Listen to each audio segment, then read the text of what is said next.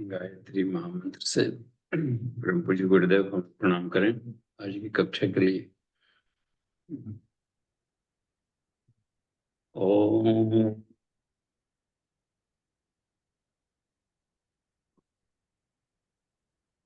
स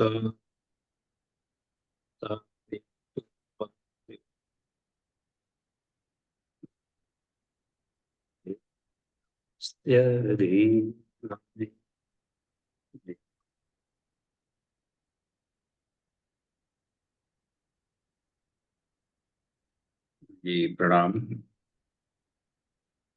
देखिए आज की कक्षा है कुंडलिनी महाविज्ञान से रोटेशनल क्रम में। तो पंचकोश साधना के अंतर्गत भी जो विज्ञानमय कोश में ग्रंथि भेदन है उसी को हठ योग में कुंडलिनी जागरण कहा जाता है। और हठ चक्र वेदन 6 चक्रों का वेदन। तो देखिए कंफ्यूजन इसमें ना हो कि पंचकोश में जो ग्रंथि वेदन है और हठ योग में चक्र वेदन, तो इसको हम लोग इसमें अंतर क्या है, प्रश्न उठता होगा कि दोनों में फिर क्या अंतर है। हम ग्रंथि वेदन कर लिए तो हो गया कुंडलीकरण। अंतर यह है कि जहां भी हठ शब्द लगा हठ योग तो वहां पर कुछ योगिक क्रियाएं, और जहां पर केवल ये लगा था ग्रंथि वेदन तो उसमें एक भावनात्मक मेडिटेशनल प्रैक्टिस है केवल। अब ह्रीं श्रीं क्लीं उसके बीज मंत्र करके दो दो चक्रों के आपस में जो गुंफन थे उसको खोला जा रहा था। तो ज्ञानात्मक अपने में क्या आयाम लेकर हम चल रहे हैं, कोई साधक वह सार्वभौम बना कि नहीं बना, यह ज्ञान कहीं निरंकुश तो नहीं हो गया। इसी तरीके से समृद्धि सामर्थ्य उस पर अपना नियंत्रण किया कि नहीं, विश्वव्यापी बन सके। और एक था शक्ति, ज्ञान, समृद्धि और सामर्थ्य, इन 3 भागों में बांटा गया। तो खट चक्र वेदन में उसको यदि हम लेते हैं तो वो अब उस शरीर के भीतर में जो केंद्र है उसके सूक्ष्म स्थूल शरीर और कारण शरीर दोनों को जोड़ने वाला एक और शरीर है सूक्ष्म शरीर। सूक्ष्म शरीर के भीतर में कुछ वैसे कंस्ट्रक्शंस हैं जो कि फिजिकल बॉडी से भी जुड़े हुए हैं और उनका संबंध कारण शरीर से बीच बीच वाला, जैसे कैसे कह दिया कि मन एवं मनुष्याणाम कारणम बंध मोक्ष, बीच वाला लिंक है वो सूक्ष्म का। तो उसके कुछ कंस्ट्रक्शन इस फिजिकल बॉडी को बांध रहा है, उसी में ये सब आ जाते हैं चक्र चक्रुपतिकाएं वगैरह सब। मनोमय को उसका पूर्व नर्वस सिस्टम का जाल है शरीर, वो सूक्ष्म शरीर में आ जाता है। हालांकि उसमें पर्सनल प्रक्रिया में भी कुछ हो जाती है, कहीं नर्व कट गया संकर तो अक्लांशित हो जाता है। इसका मतलब है कि सूक्ष्म शरीर में काफी अपनी पकड़ बनाए हुए। हाँ, ऐसा रहता है कि वो एक कट जाता है तो इधर वाला कोई बात नहीं, उंगली कट गई तो कट गई, उसमें अपना उंगली फाड़ लिया प्लास्टिक का या बाकी उंगलियों से काम ले रहे हैं, उसका बिल्कुल भिन्न है। कहीं से कोई लंबर रीजन का कहीं पर टूट जाता है तो पूरा नीचे का पहला ही हो जाता है, क्योंकि इसका मतलब है कि उसकी पकड़ फिजिकल बॉडी में बड़ा गजब का है। तो इसलिए उसमें फिजिकल एक्सरसाइजेज भी जुड़ी हुई है। ये जो कुंडली उपनिषद में पाएंगे कि कुछ में क्रिया जो उसमें रखा, उसमें अपना ये भी रख लिया। आसनों में उसमें एक सिद्धासन भी रख लिया है। सिद्धासन को वज्रासन कहा, तो सिद्धासन, लेकिन इसमें जो कि कुंडली को जगह, इसमें था कि किसी अवस्था में पड़े हुए हैं, लेटे लेटे भी, चलते फिरते भी करना है। इसमें योगी क्रियाओं का बड़ा एक पोटेंशियल इसमें रोल। तो उसके अलावा भी उसमें देखिए भस्त्रिका करके उसको हिटिंग किया जा रहा है, जैसे प्लस शक्ति चाली मुद्रा उसमें जोड़ी गई। तो क्रिया प्लस भावना, ये दोनों इसमें काम कर रहे हैं। और एक एक चक्रों पर काफी अलग अलग ढंग से काम करना है, जगाना। इसका मतलब होता है कि यदि हम अधिक काम लेना चाहते हैं उस बॉडी से, तो हमें कुंडलिनी जागरण के प्रोसेस से उसको करना पड़ेगा, न कमांड करे उसका एप्लीकेशन। भावनात्मक जो गांठे होते हैं इमोशन का, सद्भाव संपन्न एक कृपण है, तो स्वार्थ है, परमार्थ प्राण, इसमें वो अलग कारण शरीर की प्रधानता तक है इसमें। तो ये अंतर हमें समझना चाहिए साफ साफ कि इसमें कुंडलिनी जागरण किस लिए गुरु जी ने अलग कर दिया। बिल्कुल। तो गायत्री की दो उच्च स्तरीय साधनाएं है, एक पंचकोश साधना और दूसरा है कुंडलिनी जागरण। तो कुंडल का ऐसे ही लग रहा है, कुंडलिनी कुंडी लगा दी जाए तब फिजिकल प्लस कारण दोनों को बीच में जोड़ रहा है एक सिस्टम। अब ये देखा जाए इसमें कि शरीर के भीतर में हम लोग भले महत्व न देता हूँ, चलिए जी लिया, खा लिया, कहिए भाई साहब कैसा दिन चल रहा, कट रहा है, कट रहे से कि काटने के लिए, टालने के लिए कैसे हम अपना, वो अलग तरीका है। जी लिया, खा रहे हैं, काम कर रहे हैं, नौकरी कर लिया, बिजनेस व्यापार भी हो गया, कृषि बाड़ी हो गया, सर्वाइवल अपने चल रहे बढ़िया से ये क्रम कर। तो इसमें इतने भर के लिए नहीं, ये सामान्य जीवन शैली भर के लिए मनुष्य शरीर नहीं मिला है। ये पूरे ब्रह्मांड का एक ये है राजकुमार, सृष्टि का राजकुमार, वाह, और जी रहे हैं सामान्य की तरह। तो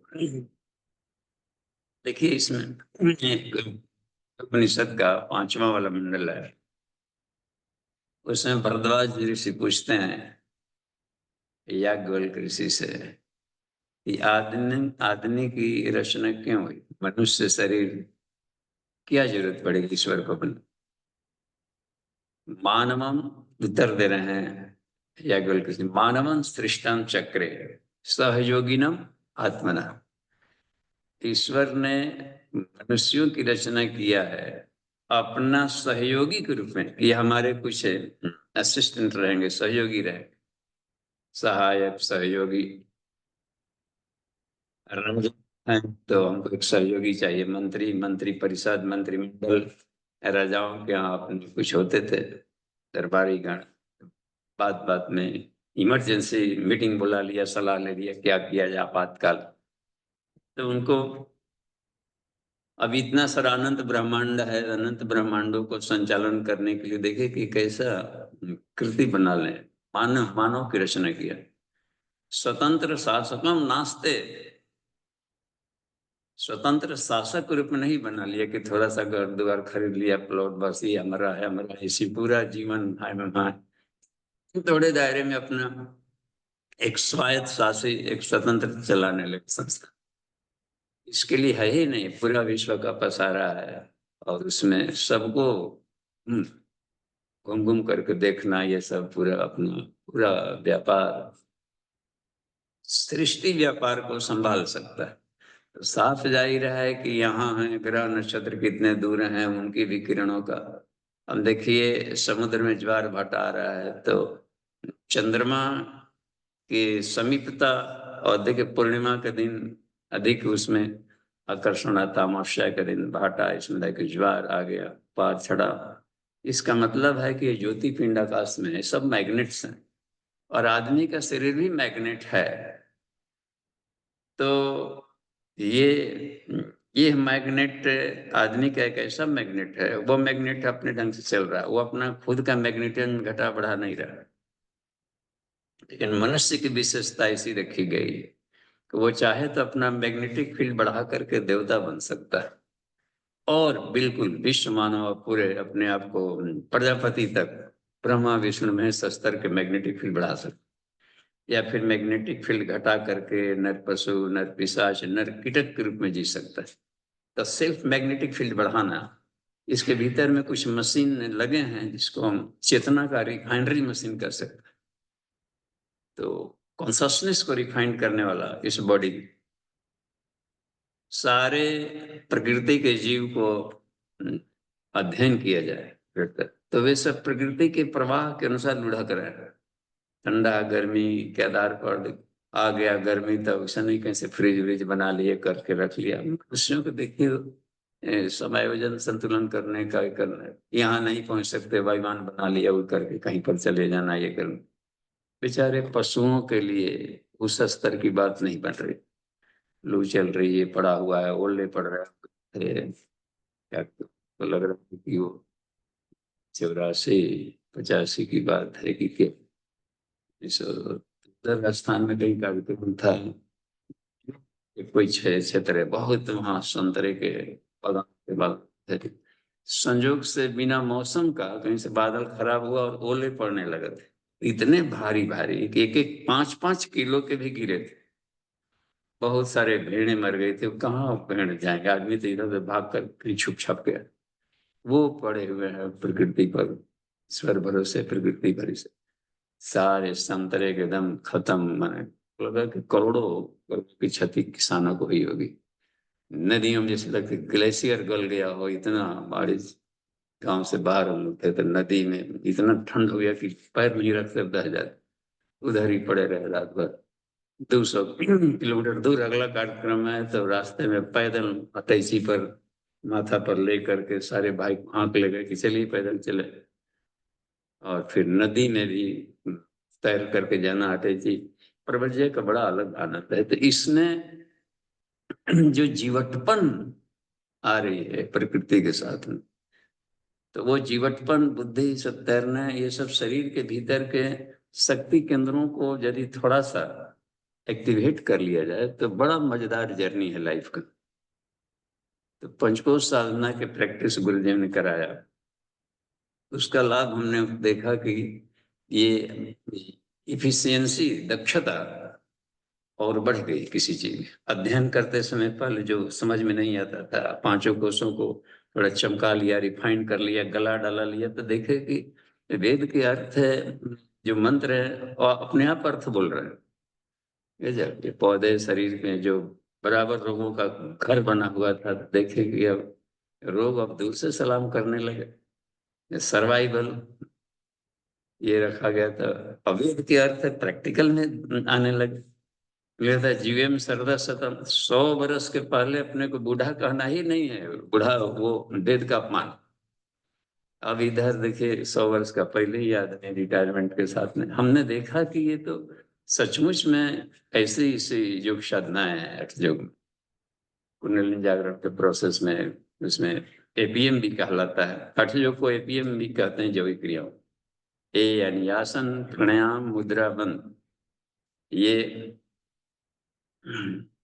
इसमें यौगिक क्रियाएं जुड़ी हुई, और ये इतना एक्टिवेट कर डालता है बॉडी को। ये पाया गया कि ये सचमुच में ओल्ड एज भारी नहीं पड़ रहा। इसका मतलब है कि भीतर की क्रियाविटी, शरीर के जो अंग अवयव हैं और बिजली जो है शरीर में, वो बराबर काम कर रही है और बढ़िया से। तो इस पर यदि बढ़िया से स्कूल कॉलेज में भी पढ़ाइयाँ हो, या अपने परिकर में जो थोड़े सीनियर्स हैं, तो मनुष्य अपने रेंज में बड़ा काम कर सकता है। कम से कम अपना जीवन तो संवार ही लेगा, क्लब के जीने से बढ़िया की हंसते हंसाते जीवन जी लेगा। देख रहे?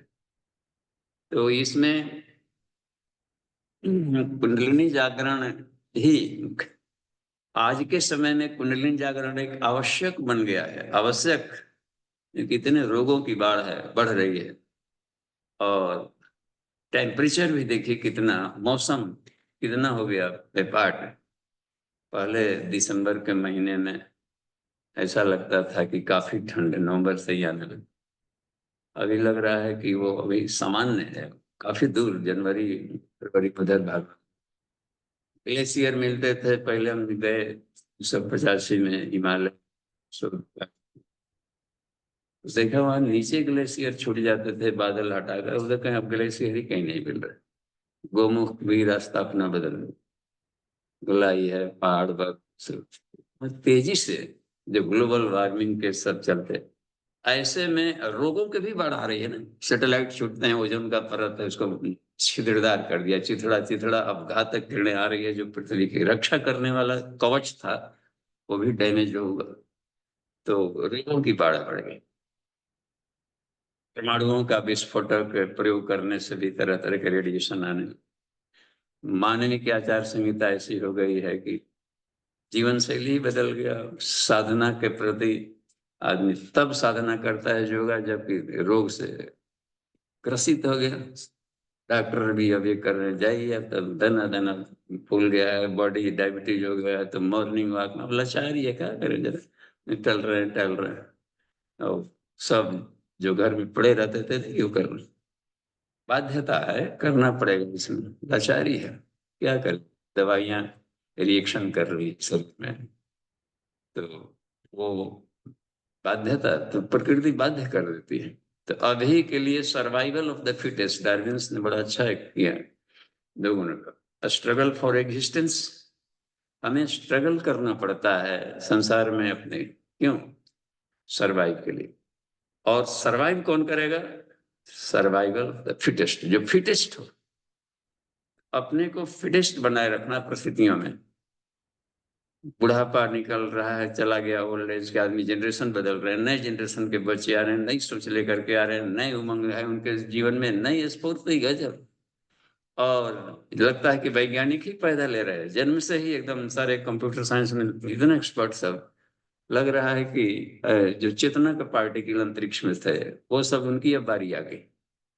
तो ऐसे में यदि हम पीछे वाले में कुछ नहीं अपना यूटर्न लिए और इनसे कुछ ना सीखे, आदान प्रदान, तो जनरेशन गैपिंग, और ये गैपिंग समाज के भीतर में भी बड़ा फ्रस्ट्रेशन पैदा करेगा। तो वो समझदार है कि जनरेशन गैपिंग ना होने दें, इनके साथ तालमेल बिठा के आगे बढ़ जाएं। तो हर जगह देखते हैं एक मॉडलेंस की जरूरत पड़े। अब माइंड अखड़ा है, वो अखड़ा है, मान्यताएं अखड़ा है, तो फिर उसमें दिक्कत पड़े। तो अब शरीर में भी इतनी क्षमता, दक्षता, ओल्ड एज में गठिया उठिया, हम देखे कि युवा लोग तो खैर जी रहे हैं, कोई जिम जाने लगी, अच्छी जगह कि लोग अपने हेल्थ का इन दिनों ध्यान देने लगे हैं। और जो मिला अब जैसे हो न कर रहे हैं। लेकिन अधिकांश लोगों को मैंने देखा कि बात बात में घुटने का प्रॉब्लम, ये प्रॉब्लम, बॉडी से ही जंजाल से नहीं बाहर निकल रहे हैं। आत्मा परमात्मा तो बात की बात, शरीर के ही रोग में पड़े। तो हमने जो अपने अनुभव देखा कि आज के तारीख में भी, आज के युग में, वैज्ञानिक युग, यदि हम उन यौगिक साधनाओं को वैज्ञानिक परिप्रेक्ष्य में करें, यानी कि उसको थ्योरी को बढ़िया से समझ करके उसका प्रैक्टिकल करें, साइड इफेक्ट भी नहीं होगा, क्विक एंड करेक्ट, तुरंत और प्रभावी लाभ देता है। साइंटिफिक ढंग से करेंगे वही साधना। नहीं तो किए जा रहे हैं, पता नहीं कर्म फूट रहे, क्या करने पर कदम ताल भी में आदमी चलता है, वही समय बढ़ता नहीं। तो प्रोसेस साइंटिफिक, इनपुट कम, आउटपुट अधिक, उसको साइंटिफिक हम लोग करें, कम शक्ति लगा करके। आर्किमिडीज ने लीवर सिद्धांत दिया, तहलका मच गया। अरे इतना मिनिमम इनपुट में इतना मैक्सिमम काम किया जा सकता है, सारे शरीर लीवर सिद्धांत पर है, ये तो बाद में न खोजा। सारे ऋषिगण पहले से ढेका ढेकी आज ही की चीज है, वो कब से इनके पहले से आदम आदिकाल से चल रहा है। खुदाई में भी मिलते हैं हजारों वर्ष पहले सारे सिस्टम, कैंचियां, पहाड़ी काटने वाला, सब लीवर सिद्धांत पर बना है शरीर में। नहीं तो एक हनुमान कैसे पूरा पहाड़ उखाड़ के ला दिया। उखाड़ने का तरीका है, ढोने का तरीका है, कंधे पर करने का, ये सब शरीर के भीतर में है। तो स्थूल शरीर की जानकारी तो साफ मिल रही है जी। अन्नमय कोश में हम लोग स्थूल शरीर की संरचना को पढ़ रहे थे, आसन से, उपवास से, तत्व शुद्धि से, तपस्या से इसको थोड़ा संवार रहे थे, रोगों को भगा रहे थे। ठीक, प्राणमय कोश से शुरू हो जाता है कुंडलिनी का परिचय और ये सब, क्योंकि प्राण के जनरेटर सब हैं शरीर में। स्थूल शरीर हुआ तो स्थूल शरीर के बाद जो सूक्ष्म शरीर आता है तो प्राणमय से सूक्ष्म शरीर शुरू हो जाता है। हालांकि गुरु जी ने उसको एनर्जी को बहुत हद तक ले लिया है स्थूल में, मैटर प्लस एनर्जी, अन्नमय प्लस प्राण। लेकिन याज्ञवल्क्य ऋषि ने जो विभाजन किया है पैंगलोपनिषद में, उन्होंने कहा कि स्थूल शरीर में केवल अन्नमय को लिया जाए तो बढ़िया है। और इसके बाद में ये देखिए तो कैसे क्या हो गया। तो और सूक्ष्म शरीर में प्राण में प्लस मनो में प्लस विज्ञान में, तीनों को एक साथ लिए कि, और आनंद में कुछ में केवल आनंद में एक। गुरु जी ने इसे लिखा है कि बंटवारा करने का क्रम है तो पांच ही रहेंगे। पढ़ाने की सुविधा से ये कर लिया, रहेगा पांच। इसको किस में काउंट करेंगे नहीं, अपनी मर्जी हो। हमने अपनी सुविधा के लिए 3 भाग में कर लिया है, क्योंकि चलते फिरते भी आदमी योगा भी करता है तो उसके साथ में ब्रीदिंग जोड़ दिया जाए तो बड़ा अच्छा लाभ मिलता है। झुक रहे हैं तो डाउट हो, ऐसे कर रहे हैं तो ब्रीदिंग हो रहा है, एक्सपेंशन। तो लगा कि दोनों तालमेल बढ़िया रहेगा, दोनों को साथ लेकर चलने में। तो आसन प्राणायाम से आदि व्याधि निवारण एक भी लिखा है, ये कंबाइन करके चलने में लाभ अधिक मिले। तो 2 को एक साथ ले लिया, और उधर दोनों को लिया जा सकता है एक में, मनोमय विज्ञान में को ले सकते हैं, क्योंकि मन मन जुड़ा है, चेतन मन सुपर चेतन मन, मन ही मन है, चेतन अचेतन सुपर चेतन मन, सुपर चेतन मन को विज्ञान में कर दे। लेकिन मन शब्द तो जुड़ा है, इसलिए इन तीनों को माइंड से जुड़े थे। तो इसको इन्होंने ले लिया है वो इसमें ये सूक्ष्म। तो हम लोग ये देखते हैं कि इसमें चार्जर चार्जर देखते हैं इसमें।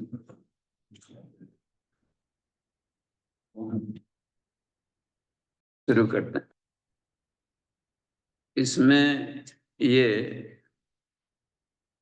सूक्ष्म शरीर में आ जाएगा। देखिए सूक्ष्म शरीर में आ जाता है तो प्राणमय के जनरेटर्स जहां पर है, तो पंच विष्णु महाप्राण है। तो महाप्राण में 5 और 5 लघु प्राण, तो मस्तिष्क के एरिया में एक बन रहा है। तो पाया जाता है कि मस्तिष्क में ये प्राण का जनरेटर है, रेटिकुलर एक्टिवेटिंग सिस्टम। तो उसमें कुछ कंस्ट्रक्शंस भी जुड़े हुए हैं, और सूक्ष्म से स्थूल से इनका दोनों का कनेक्शन है, अंतरिक्ष से भी कनेक्शन है। ब्रेन स्टेम में पड़ा हुआ है, वहां पर ये देख रहे हैं, क्योंकि उसमें ये पड़ रहा है। यहाँ पर पीनियल पिट्यूटरी है, ब्रेन स्टेम है, यहाँ से निकल पड़ता है, वहां से क्रेनियल नर्व शुरू हो जा रहा है। तो बिजली, आंखों में बिजली जाती रहे, ब्लड सप्लाई, करंट सप्लाई, तो आंखों की रोशनी बनी रहती है।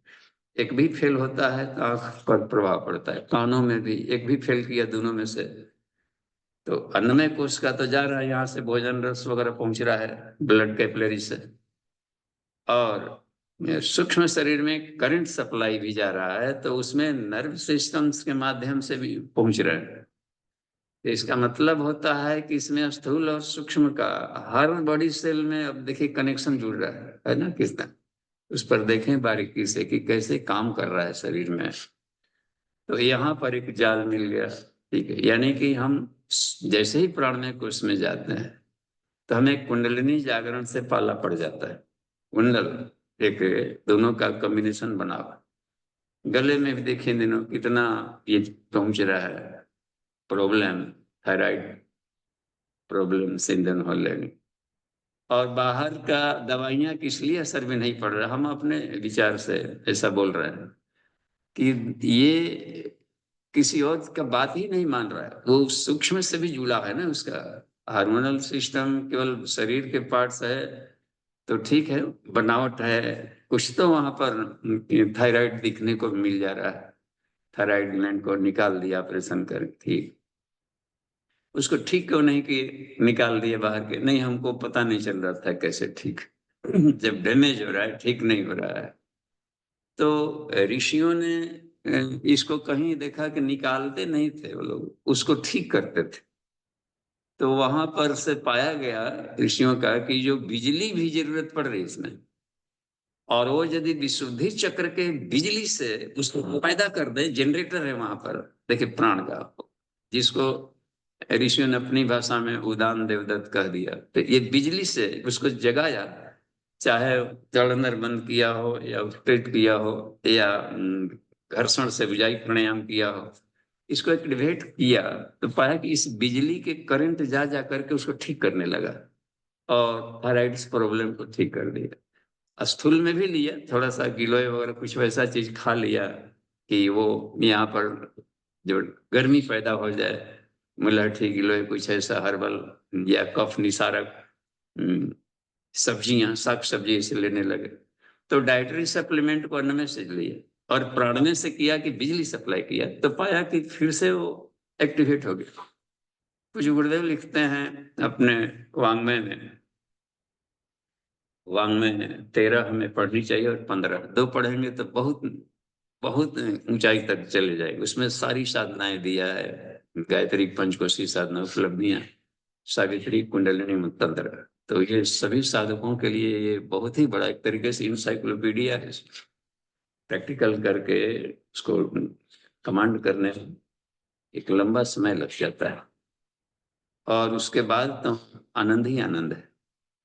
तो इसमें अब पाया गया कि वो उसमें लिखे हैं कि हार्मोनल सिस्टम और ऑटोनोमस नर्वस सिस्टम जो पूरे बॉडी का कमांड कर, वो उसमें इन दोनों पर अन्य तरीकों से नियंत्रण नहीं किया जा सकता, लेकिन प्राण को जगा लिया जाए, शरीर के भीतर के जो प्राण का जनरेटिंग सिस्टम है उसको हम लोग जगा लें, तो ये आसान काम हो जाता है, अत्यंत सरल हो जाता है, इतना कठिन टास्क भी सरल हो जाता है। तो अभी के लिए बहुत जरूरी है, दवाइयों के खर्च महंगे पड़ गए, अस्पताल के भागा दौड़, सबसे बड़ा है कि कितने धनी है चलिए पैसा फेंक देंगे हो जाएंगे, लेकिन कष्ट तो सहना पड़ रहा है। धनी गरीब से क्या, बेचारा शरीर में किसी को रोग हो जाए तो कितना, अपने से फीलिंग करिए, अपने थोड़ा सा भी दर्द हो कहीं भी तो लगता है कि पूरा दिन भर या उस समय तो मन किरकिरा रहता है, कराहते रहिए, करते रहिए, तो कष्ट अपने सहना पड़ेगा बस। उसमें शेयर कोई नहीं कर सकता है, आशीर्वाद दे दिया, कह दिया जी वाह ठीक हो जाएगा भाई साहब, ठीक हो जाएगा, चिंता मत, अब क्यों नहीं चिंता करे, हम कहाँ रहे तू बैठ के कहाँ यहाँ पर, तब शेयर कर, कोई नहीं शेयर करेगा। अपना दुख अपने सहना है, तो हम क्यों नहीं ऐसा कुछ करें कि अपना केयर खुद करें। जो व्यक्ति अपना केयर नहीं कर सकता तो दूसरों को केयर करने के लिए बॉडी ही नहीं रहा है तो क्या करेगा केयर। शरीर चाहिए ना सेवा करने के लिए, अब शरीर पर ही ध्यान नहीं दे रहे, अपना मान लीजिए कि मन चाहे जब मन करे तब खाएंगे पिएंगे, नहीं, यहाँ पर फिर एक भूल हो रही, यह शरीर ईश्वर ने दिया है, ईश्वर का दिया हुआ है, अपना यह वाहन है, किसी खास उद्देश्य के लिए दिया है बस। मानवस्य शरीरस्य वाति नैव प्रमत, आदमी का शरीर पाल लेना तो समझे कि भले फोकट में मिल गया हो, कोई कीमत नहीं चुकाना पड़े हो, बड़ा भाग मानस तन पावा, बहुत मेहनत मशक्कत करनी पड़ी है पिछले जन्मों से लेकर, अब मिला है और उसके अंगों को उपयोग नहीं, गाड़ी मिल गया चलानी नहीं आ रहा, गजब, राइफल दे दिया गया, फायरिंग नहीं कर, जो भी आ रहा है उसको लाठी की तरह मार रहा है, तो उसको सौंटा दिया जाएगा, राइफल क्यों दे उसमें इतना लाखों का महंगा चीज, तो उसको क्यों दे, जब उठा करके मारना है सोटा की तरह। तो ये बड़ा ये है, इतना कीमती शरीर पाकर इसका हम यूज न करें तो करना चाहिए। मोबाइल खरीद लिए तो उसमें ढेर सारी चीजें होती हैं, थोड़ा सा आज भी हम लोग पूरा यूज नहीं कर पाते। कोई बता देता है कि इसी में है, यहाँ पर जाइए ना, यहाँ पर करिए तो मजा। अरे इतना इसमें खूबी था, हम तो जानते ही नहीं थे। तो जैसे जैसे भीतर अपने जाया जाए तो लगेगा कि संसार के सारे कंप्यूटर फेल है, सारा सिस्टम फेल है इस शरीर के बनावट के आधार पर। तो इसमें लिखते हैं गुरुदेव कि शरीर के भीतर में जो सूक्ष्म शरीर है, उसमें कुछ स्थूल भी बनावट है इस फिजिकल बॉडी से संबंध जोड़े हुए। इसी में आ जाते हैं हमारे शरीर के नर्वस सिस्टम के नर्वियोल्स के जो क्लस्टर हैं, जहां तहां उपत्यकाएं सब इसमें आए। उपत्यकाएं नर्वियोल्स के क्लस्टर्स के वहां पर कुछ घने हैं इसे, और इकट्ठे हो गए हैं ढेर सारे वहां पर जटिल, कुछ रस्सी जैसा बन गया है, कुछ ट्रेंगुलर बन गए हैं, कुछ गोल स्टार्स की टाइप हो गए हैं। तो अलग अलग 96 प्रकार, 96 वेराइटीज के हैं सब। आप समझिए एक एक में। इसमें तो इस हट चक्रों के पिटारी में कैद चेतना का महासागर। तो अब देखिए 96 प्रकार की हो गई, तो उसमें यदि मान लीजिए कि एक प्रकार का 6-7 भी मिल गया तो 700 ऐसे ही हो गए। तो ये सब शक्ति केंद्र बन गए। इसमें 700 बताया है कि 700 चक्र होते हैं पॉइंट। तो हो सकता है कि अभी अनन्यूमरेबल हो। शास्त्र शीर्षा पुरुष जब बना ब्रह्मांड अनंत है, तो ये शक्ति केंद्र भी अनंत हो सकते हैं। और एक तरीका से ये कहा कि न्यूरॉन्स भी वो सब शक्ति केंद्र में है। इसमें सारे न्यूरॉन्स आ जाए सूक्ष्म शरीर में। एक एक न्यूरॉन्स एक एक स्टार है, बस एस्ट्रम। और जो भी ये उपत्यकाएं हैं उसको हम स्टार्स कर सकते हैं। एस्ट्रम शब्द से एस्ट्रल बॉडी बना है। मनोमय कोष को एस्ट्रल बॉडी कहते हैं। एस्ट्रल बॉडी क्यों नाम दे दिया? तो जहां तहां सूक्ष्म शक्ति केंद्र है, वो सब तारे की तरह काम कर रहा है। इस शरीर में भी आदान प्रदान कर रहे हैं, और अंतरिक्ष से अन्य लोगों से भी संबंध जोड़ जोड़ करके शरीर को लाभ दे रहा है। गजब बनावट। अपनी जरूरत के अनुसार अन्य लोगों से भी खींच लेते हैं, शरीर को देते हैं। हम सब सोए पड़े रहते हैं, पता नहीं चलता है कि कुछ हो भी रहा है बॉडी में। बहुत बड़ा कारखाना काम कर रहा है, बहुत बड़ा ब्रह्मांड का सारा सिस्टम भीतर में चल रहा है। थोड़ी सी बनावट पर गहराई में जाने पर लगता है कि कितना विराट है आदमी की सत्ता। तो थोड़ी विचार करनी चाहिए अपने बारे में भी सोचने का। केवल बाहर देखते देखते आई बोल बाहर है, कान सुनते हैं इसकी चुगली निंदा शिकवा शिकायत, पाए गालियां हॉर्न, फिल्मी गाना या भजन। ये तो बाहर की सुने, वो तो बनते रहेगा। हर साल नए गाने आएंगे, नए फिल्म आएंगे, आप देखते देखते थक जाएगा, ये नहीं थकेंगे। भीतर देखिए, थोड़ा शटर बंद करके भीतर भी घुस करके देखा जाए, बहुत मजा है इसका अनंत गुना। तब देखेंगे कि अरे सारे आपको बाहर के फिल्म ये सब बन रहा है, लगता है कि इससे बढ़िया तो हम खुद ही सोच लेते हैं। तभी कह देते हैं ना, नहीं यहाँ पर ऐसे ही डायरेक्ट ठीक नहीं, ऐसे बनाना चाहिए था। इसका मतलब है कि इसके दिमाग में और बढ़िया चल रहा है। तो वो बन ही नहीं सकता है आदमी के दिमाग में। ऐसे सपना में जो शहर देखते हैं आप, वो बाहर के यही नहीं, भीतर ही भीतर शहर बनाकर अपने ढंग का, अपने मनपसंद चीजों करके अपना मजा ले रहा है, अपने ढंग का वो काम कर रहा है। अनंत है चिदाकाश, गजब का। थोड़ा सा पहुंचा जाए भीतर घुस कर देखिए, आनंद आ जाए। तो ऋषि लोग पहुंचते हैं। एक देखिए एक और शब्द आता है, डार्क एरिया शब्द आता है ब्रेन के लिए। और डार्क एरिया का मतलब है कि हमारी पहुंच नहीं है। वो अंधेरा शहर है, अंधेरा रूम है, बल्ब नहीं। ऋषि लोग क्या करते थे, डार्क एरिया में ही जाते थे, और ढेर सारे जो लैंप पोस्ट है, बल्ब, केवल स्विच ऑन तो करना है भीतर। जाइए अगर रूम में घना अंधेरा है, सूझ नहीं रहा है, अब पता चलेगा अरे जगह जगह स्विच लगे थे, काश इसको दबा दिए रहते तो इतना चकाचक है कि क्या करना, सुई भी कहीं गिर जाए तो दूर से दिख रहा है। इतना रोशनी करने वाले सब स्टार्स हैं, उधर प्रवेश करते थे। तो यदि इन शक्ति केंद्र को कुंडलिनी जागरण में प्रवेश किया जाए, इसको पंचकोश जर्नी, कुंडलिनी जागरण, इन दोनों उच्च स्तरीय में प्रवेश किया जाए, और हर गायत्री साधक के लिए आवश्यक लिखा है। देखिएगा उसमें पृष्ठ 1.9 में जितने भी गायत्री साधक हैं उनके लिए प्रारंभिक केवल जप से पूर्णता तक नहीं पहुंचा जा सकता। जप से मनोभूमि की शुद्धि होती है, सिर्फ श्रद्धा बढ़ता है और थोड़ी सी उर्वरक बनाएगा। जमीन उपजाऊ बन जाता है तो उसमें खाद देना है, फसल लगानी है, पौधे लगाने हैं, संतरा काजू किशमिश पौधे लगाइए। इन्हीं पांचों शरीरों को संस्कारित करना होता है, जिसको पंचकोशी साधना या गायत्री पंचमुखी साधना का शिव जी भी उसमें बता दिया कि हर एक जीव पर 5 लेयर हैं। और योग का उद्देश्य था कि आत्म साक्षात्कार किए कि नहीं, ईश्वर से साक्षात्कार किए कि नहीं, और उस जर्नी ने मैं क्या हूं की खोज में कितना आगे बढ़े, इसको प्रगति कहा। संसार में हम लोग मानते हैं प्रगति, वो प्रगति, प्रगति नहीं, इसको प्रतिभा कहा। लेकिन प्रगति शब्द का प्रयोग किया है आत्मा के कितने करीब है, आत्मिक गुणों से कितने लाभ दिए, ये उसकी प्रगति देखी जाती। तभी तो कहते इतना विज्ञान बढ़ गया है, सब बढ़ गया है, और देखिए रोगों की बात बढ़ रही है, तो क्या क्या प्रगति हुआ। एक मच्छर मच्छर तक जब नहीं मार सके हम लोग, आज भी किन्हीं जाए देहात में यहाँ पर कितने मच्छर, अब एक मच्छर तक नहीं मार पाए, धरती से हटा पाए, तो हम क्या आशा रखें इतना विकसित ही में। धरती पर से मच्छर नहीं भागा, वो सब कहीं पर आ रहा है। तो भीतर की जर्नी में गए रहते तो कुछ और भी पाए रहते। सारी की सारी सुविधाएं ऋषियों ने खोज ली है, बस ब्रह्मांड। तो इस एस्ट्रम पर प्रयोग किया जाए।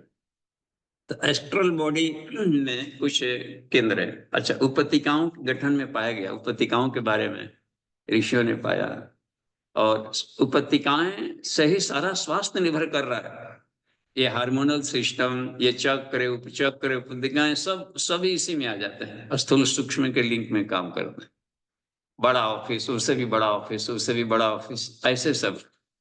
तो वहां पाया कि यहाँ न्यूरॉन्स की थोड़ी सी सघनता है, अधिक न्यूरॉन्स, एक एक न्यूरॉन्स में इतनी क्षमता है।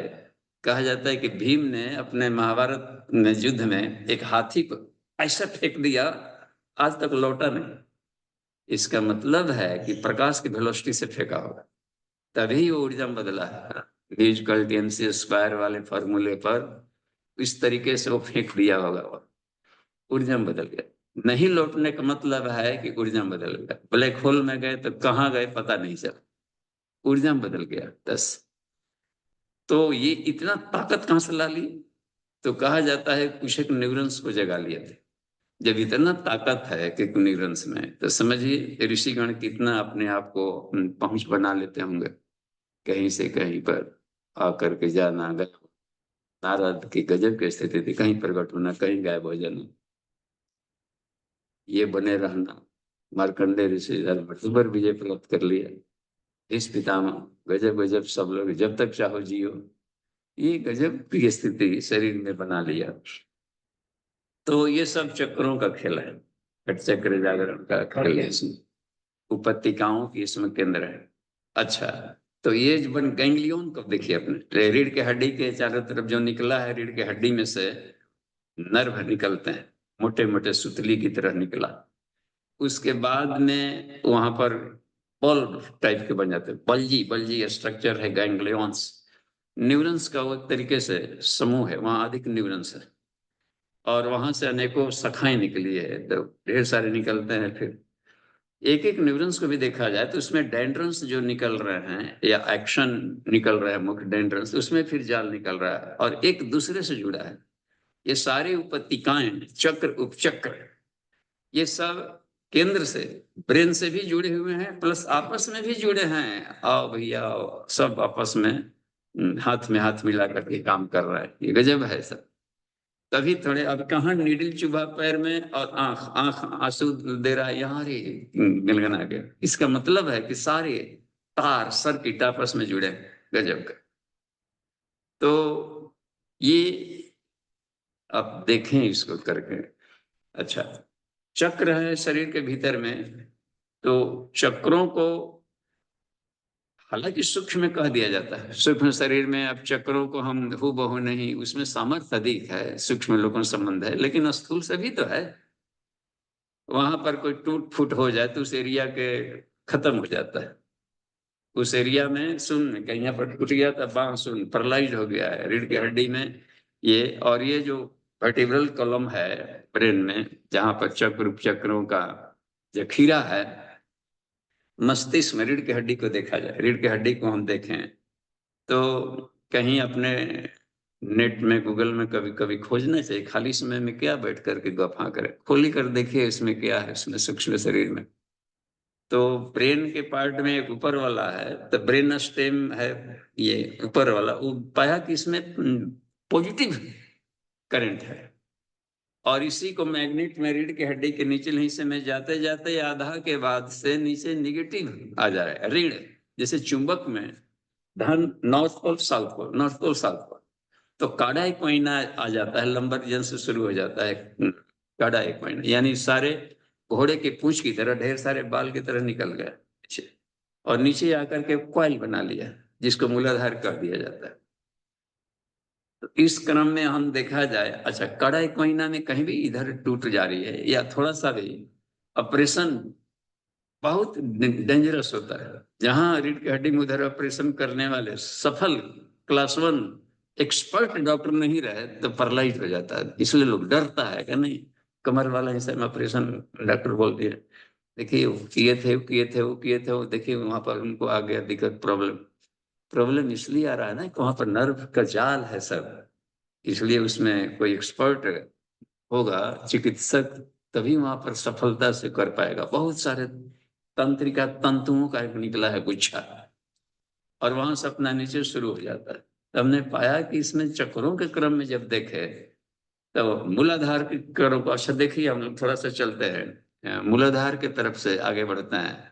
तो मूलाधार में पाया गया इसमें ये, आप ये देखते हैं कुंजी कहाँ, शेयर तो कुछ क्लियर कर नहीं पाए तो हम एक, अच्छा देखिए इसमें आपको पहले हम यहाँ ले जाते हैं, शेयर वाला हिस्सा में खोल लेते हैं, रिसर्च गए इसमें खोलते हैं पहले, तो रिसर्च में हम देखते हैं ये वो है कि नहीं कहीं, इसमें तो नहीं मिल रहा है। जनवरी जनवरी 87 का एक है, कहीं पर है कि नहीं पास, जनवरी 87 का उसमें, अच्छा पीपीटी ही देख लेते हैं।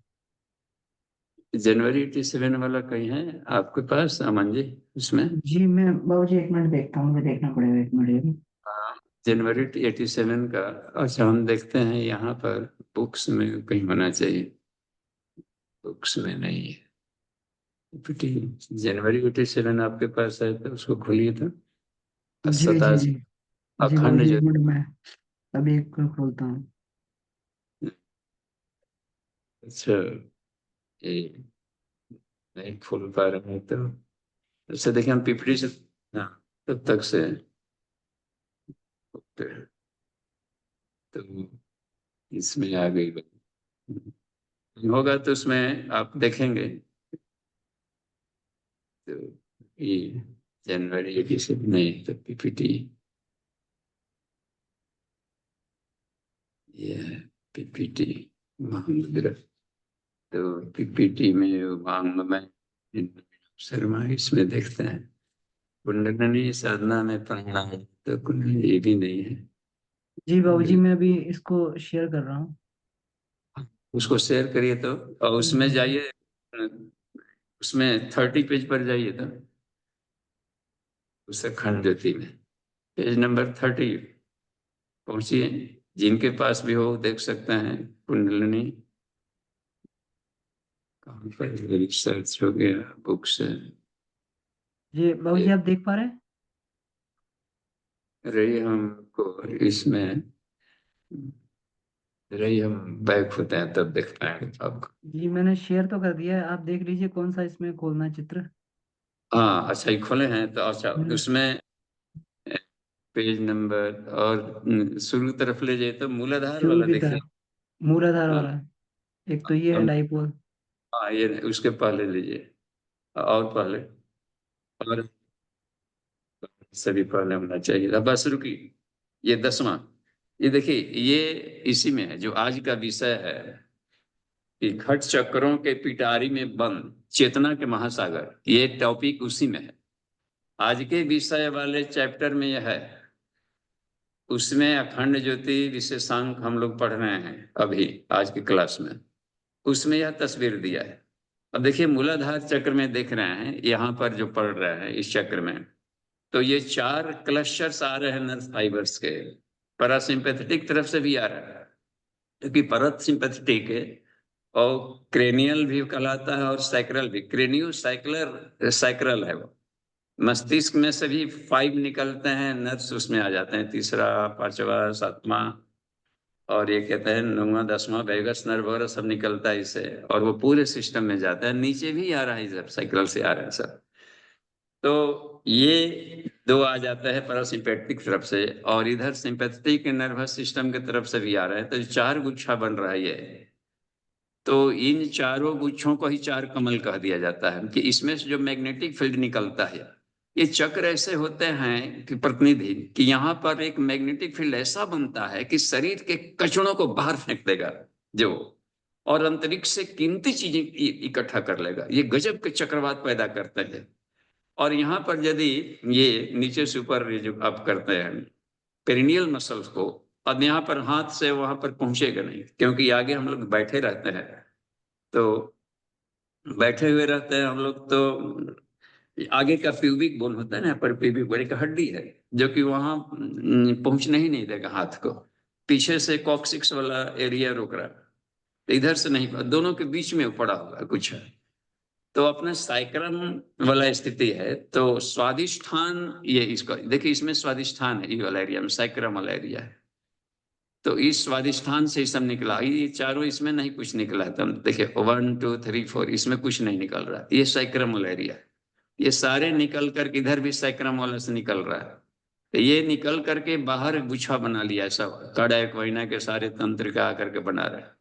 तो इसलिए कहा कि ये क्या बोलते हैं, शंकराचार्य ने कुंडलिनी को सौंदर्य लहरी में व्यक्त किया है कि यहाँ पर कि महीधरे मूलाधार, पृथ्वी तत्व है यहाँ पर मूलाधार में, अत्यंत शक्तिशाली प्राण ऊर्जा है।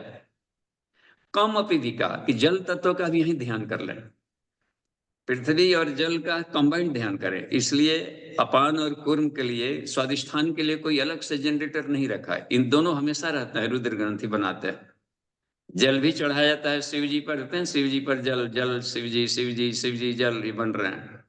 तो जल तत्व है और पृथ्वी तत्व है बन करके, तो इसके अधिष्ठाता देवता भी ये बनते हैं। तो सबसे अधिक रुद्र ग्रंथि है, यहाँ पर ऊर्जा निकलती है।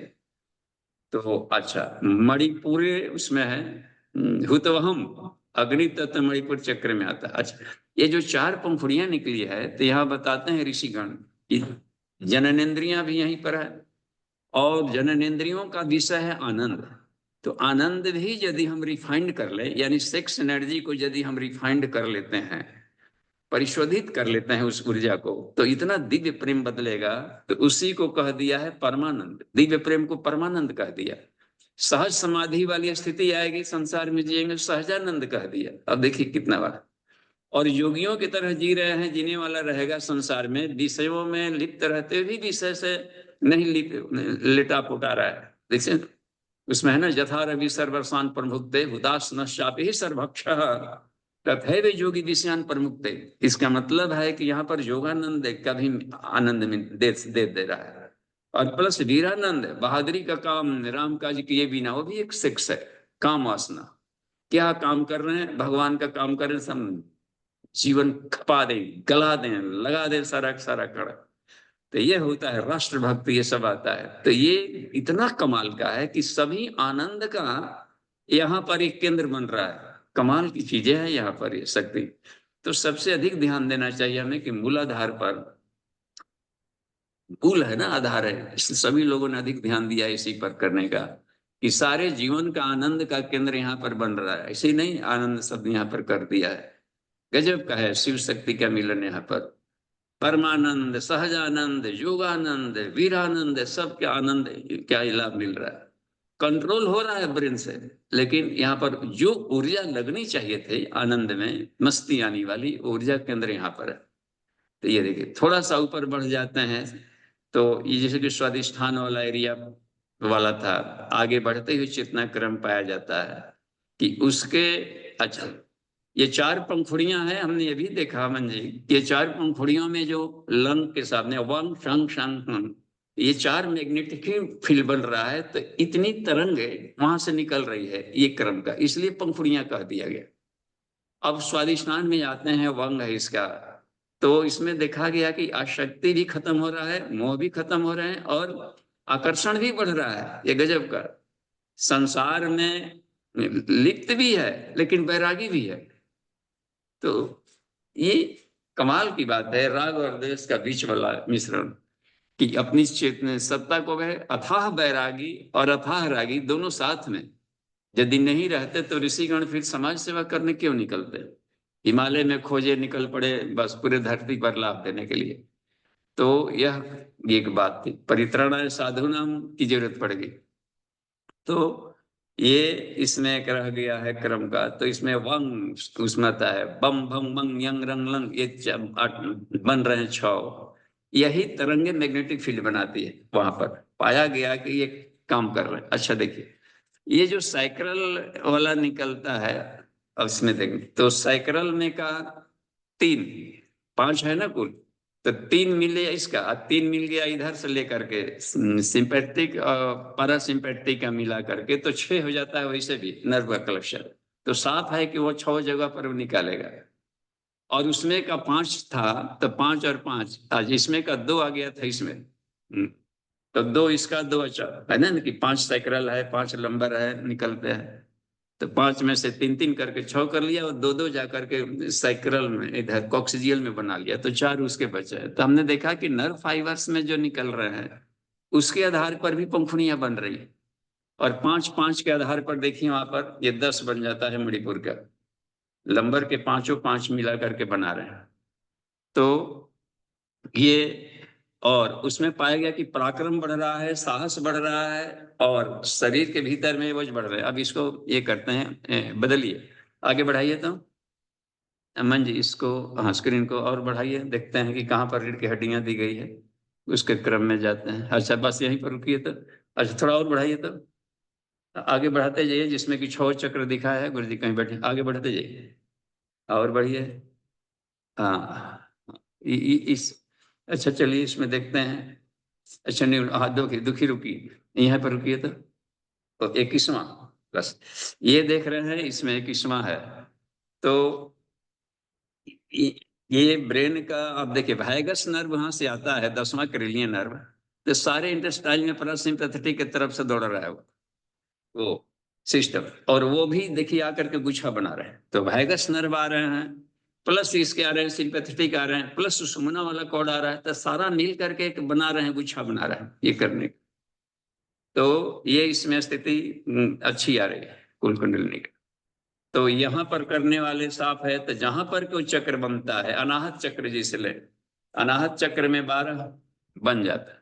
तो पाया गया कि वहां पर 12 T1 से T12 तक 12 वर्टिब्रल कलम में से निकल करके वहां पर बनाए हुए हैं गुच्छा, कंखंग गंगंग अंगंग चं छं जं झंग यंग, ये बनता है। लेकिन मूल शब्द एनर्जी आ रहा है यंग का, यंग यंग यंग यंग, कुछ इस तरह जो निकल रहा है। तो यंग प्राण तत्व का है, तो यह वायु तत्व में से खींचने वाली जो ऊर्जा है उसको ये काम कर देता है, स्पर्श तन्मात्रा है इसका। और फेफड़े जहां पर जो चक्र है उस एरिया के कार्य क्षेत्र में, फेफड़ा हुआ, हृदय के चारों बल्ब हो गए, थाइमस ग्रंथि हो गई, पसलियां हो गए, सब डायफ्राम ऊपर से नीचे तक, उस एरिया में ऊर्जा से तो लबालब भर ही देगा, इनको कभी भी डैमेज नहीं होने देगा और इनको रोगी नहीं बनने देगा ये ऊर्जा। प्लस भाव संवेदना का केंद्र देखा गया यहाँ पर, गजब इमोशन, इसके प्रति, पूरे समाज के प्रति, इकोलॉजी के प्रति, ये पाया गया अगर भाव संवेदना भी यहाँ पर से जुड़ी है। और भी देखिए, पेस मेकर यहाँ पर है जो हार्ट में बन रहा है, तो पेस मेकर को भी यही बिजली दे रहा है। हालांकि पेस मेकर मैकेनिकल एनर्जी से भी अपना खुद जनरेट कर लेता है, फिर भी यहाँ के भी लिंक उसको दिए रहते हैं, वेगस नर्व भी दे रहा है वहां पर। दिल धड़कता है, समाचार सुने और हार्ट फेल किया। इसका मतलब है कि ब्रेन से जाने वाला वेगस नर्व है, वो यहाँ पर छूते ही यहाँ पर भी डैमेज कर रहा है दोनों का।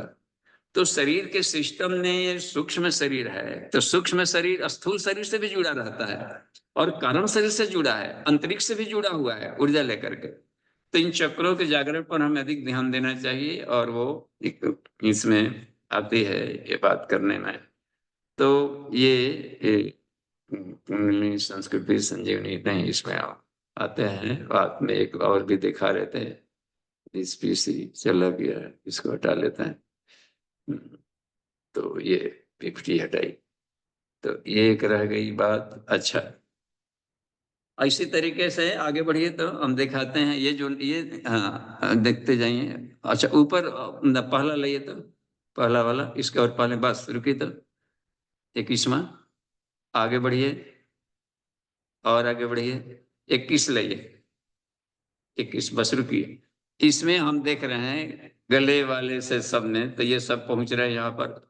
विशुद्धि चक्र खूबी हमने ये देखा, विशुद्धि चक्र। अच्छा ये देखिए, अनाहत चक्र यहाँ और मणिपुर चक्र, ये दोनों सोलर प्लेक्सस कहलाता है, कार्डियक एंड लंबर, यानी कि ये दोनों सूर्य चक्र हैं, आपस में जुड़े हुए हैं। तो विष्णु ग्रंथि कहा गया, सूर्यो वै विष्णु, इस नाम पर विष्णु ग्रंथि कहा।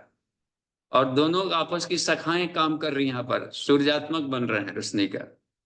तो आगे चलकर और विशुद्धि चक्र वाला बात है, तो भुजाओं को, कंठों को, थायराइड को तो लाभ दे ही रहा है, प्लस इसके अवचेतन मन में जाने वाली जो राइट पेराइटल है यहाँ, डार्क एरिया, इसको भी जगाता है। यानी कि आज्ञा चक्र और दोनों मिल करके एक काम कर रहे हैं यहाँ पर, ये गजब के। और ये दोनों मिल करके काम कर रहा है और चेतन अचेतन मस्त को प्रभावित कर रहा है। ब्रह्म ग्रंथि चंद्र का ये लाभ मिल रहा है।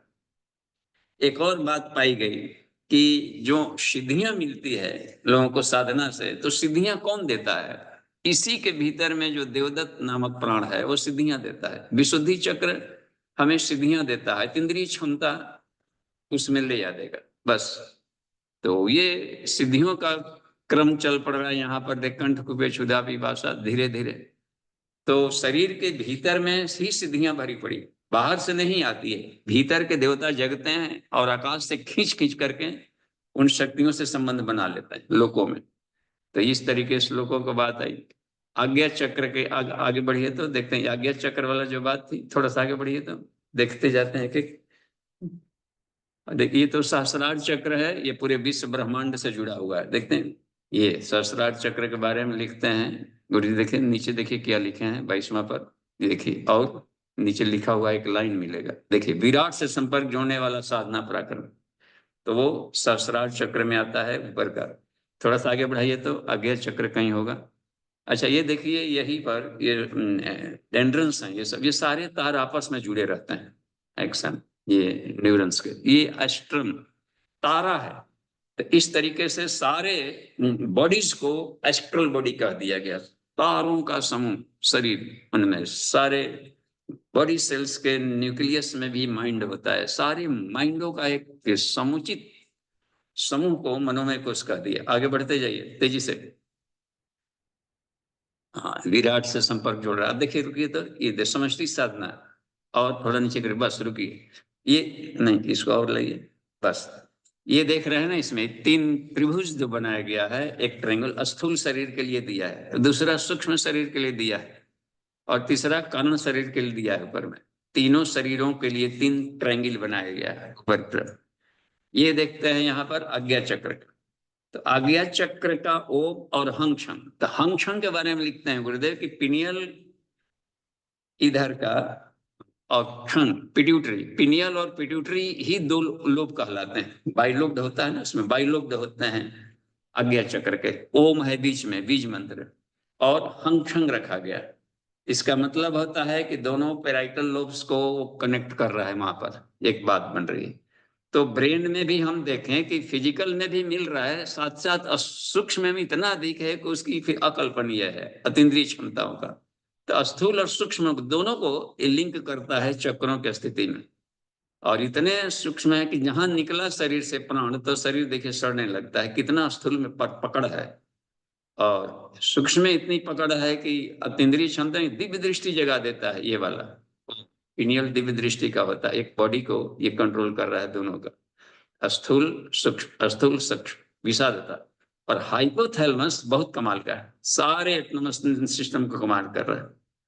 और यही देखिए अपना निकालता है, ऑक्सीटोसिन वगैरह भी निकालता है, आनंद का भी इससे बात बन जाती है इधर से किरण।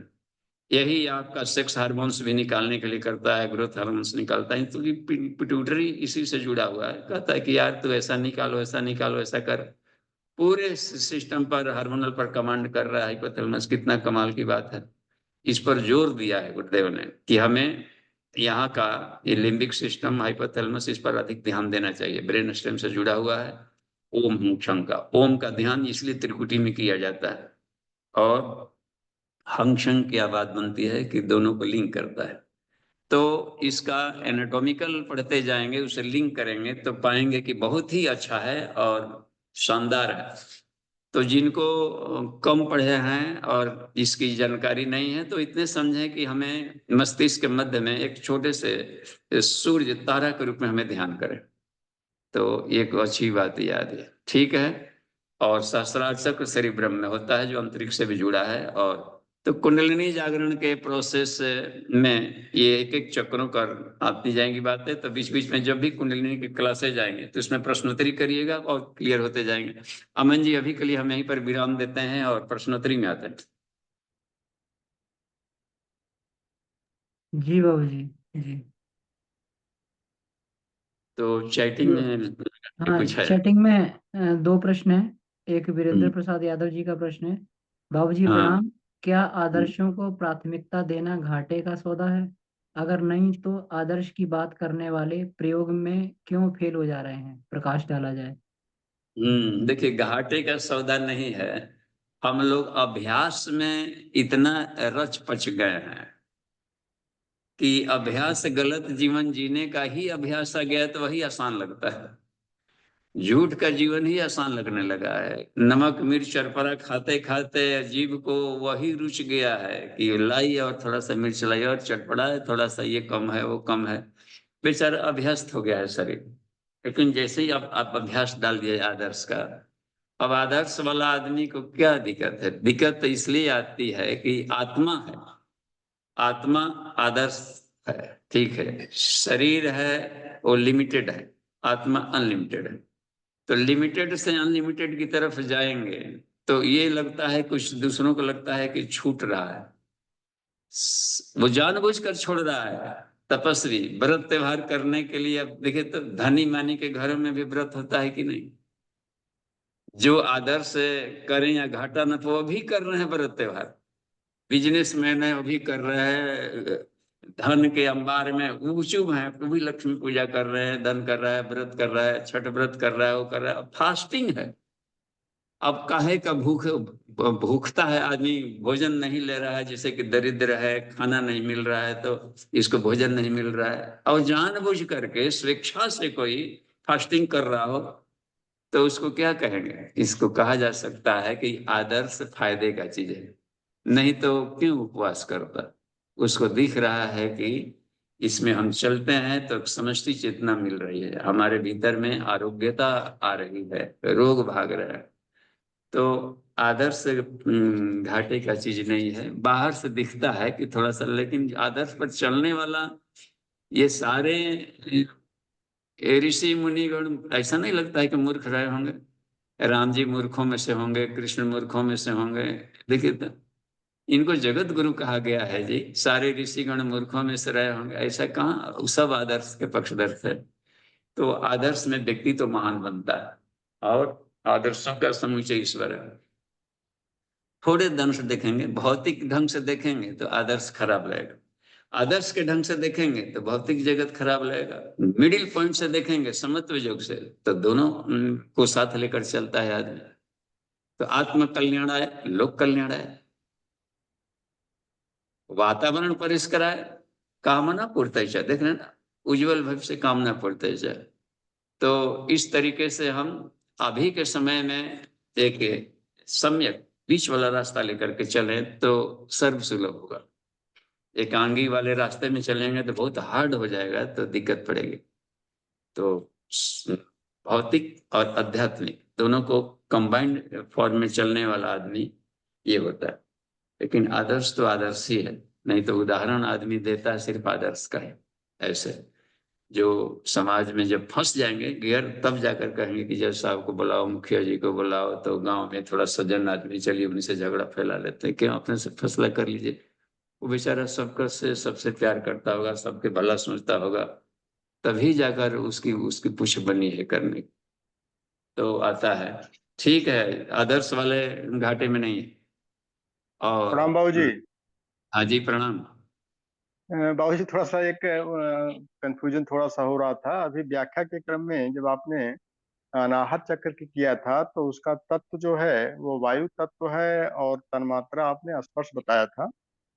और हाँ। वांग्मय 15 में इसकी व्याख्या थोड़ा दूसरे ढंग से किया है, तो उसको थोड़ा समझाने का। उसमें वो जो व्याख्या कर रहे हैं उसका तन्मात्रा बता रहे हैं स्पर्श के बजाय हम्म, शब्द तन्मात्रा बता रहे हैं।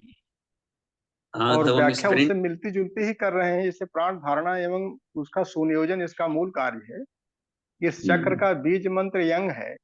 अनाहत हम्म, नाद अथवा शब्द ब्रह्म की केंद्र स्थली इसे ही माना गया है। शब्द ही हम्म, इसकी तन्मात्रा है एवं वायु इसका तत्व है। अच्छा, इसी तरह हम्म, की व्याख्या इन्होंने किया है जब हम विशुद्धि चक्र की बात करते हैं। तो हम्म, विशुद्धि चक्र में तन्मात्रा बता रहे हैं स्पर्श है, हम्म। और सब तन्मात्रा को ट्रांसफर कर दिया है अनाहत में। तो इसको कैसे एक्सप्लेन किया जाए, कैसे समझा जाए? इसको प्रिंटिंग मिस्टेक माना जाए और गायत्री महाविज्ञान में कुंडलिनी जागरण है उस पेज को खोला जाए, तो उसमें मिलेगा गायत्री सही से। महाविज्ञान में किस? कुंडलिनी जागरण है, प्रथम खंड में ही है। कुंडलिनी जागरण का पूरा फोटो है, हर एक का बीज मंत्र सब दिया गया है। तो अन्य कहीं जगह ऐसा नहीं मिलता, सिर्फ एक जगह इसमें मिला। इसका मतलब है कि ये प्रिंटिंग मिस्टेक है, और कहीं भी नहीं तो ऐसा कहीं। प्रिंटिंग मिस्टेक एक शब्द की हो सकती है, लेकिन इसको जो कोरिलेट करने का प्रयास किया जा रहा है यहाँ पर कि अनाहद नाद अथवा शब्द ब्रह्म का केंद्र भी इसी को अगर माना जा रहा है। नहीं, इस अनाहत ने शब्द को इसमें शब्द ब्रह्म का केंद्र यहाँ पर रख लिया है। तो अब अनाहत वाले में अब हार्ट तो करता है, सब डब डब डब डब चलते रहता है, हार्ट बीट चल रहा है वहां पर। तो उस हालत में लेंगे तो ओम का ही तो सारा है। अनहद नाद ही क ख ग घ में भी बना है, ल में भी बदला है। कोई भी सुनाई नहीं पड़ता है प्रत्यक्ष में, सब मेडिटेशनल है।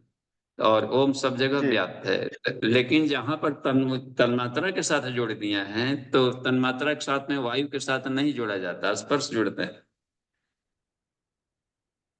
क्योंकि इसको एक ही प्रिंटिंग मिस्टेक ही माना जाए फिर? गायत्री गायत्री महा प्रिंटिंग मिस्टेक है ही है। प्रूफ रीडिंग केवल नहीं किया गया वहां, क्योंकि टाइप करने वाला वहां छूट गया है। तो सोचता होगा कि ये वाला यहाँ पर लिख देते, वहां छूट गया है तो क्या बात है। वहां तो लेबर क्लासेज के रहते हैं टाइप में लगाने वाले, प्रूफ रीडिंग करने नहीं वालों की बाबूजी, जरूरत लेकिन पड़ती है। लेकिन अगर इसी को बाबूजी अगर हम को रिलेट करें, तो जो शंकराचार्य हैं वो भी व्याख्या कर रहे हैं कि जो स्वाधिष्ठान है वो अग्नि का केंद्र है, और नहीं नहीं मणिपुर नहीं, जो है वो जल तत्व का है।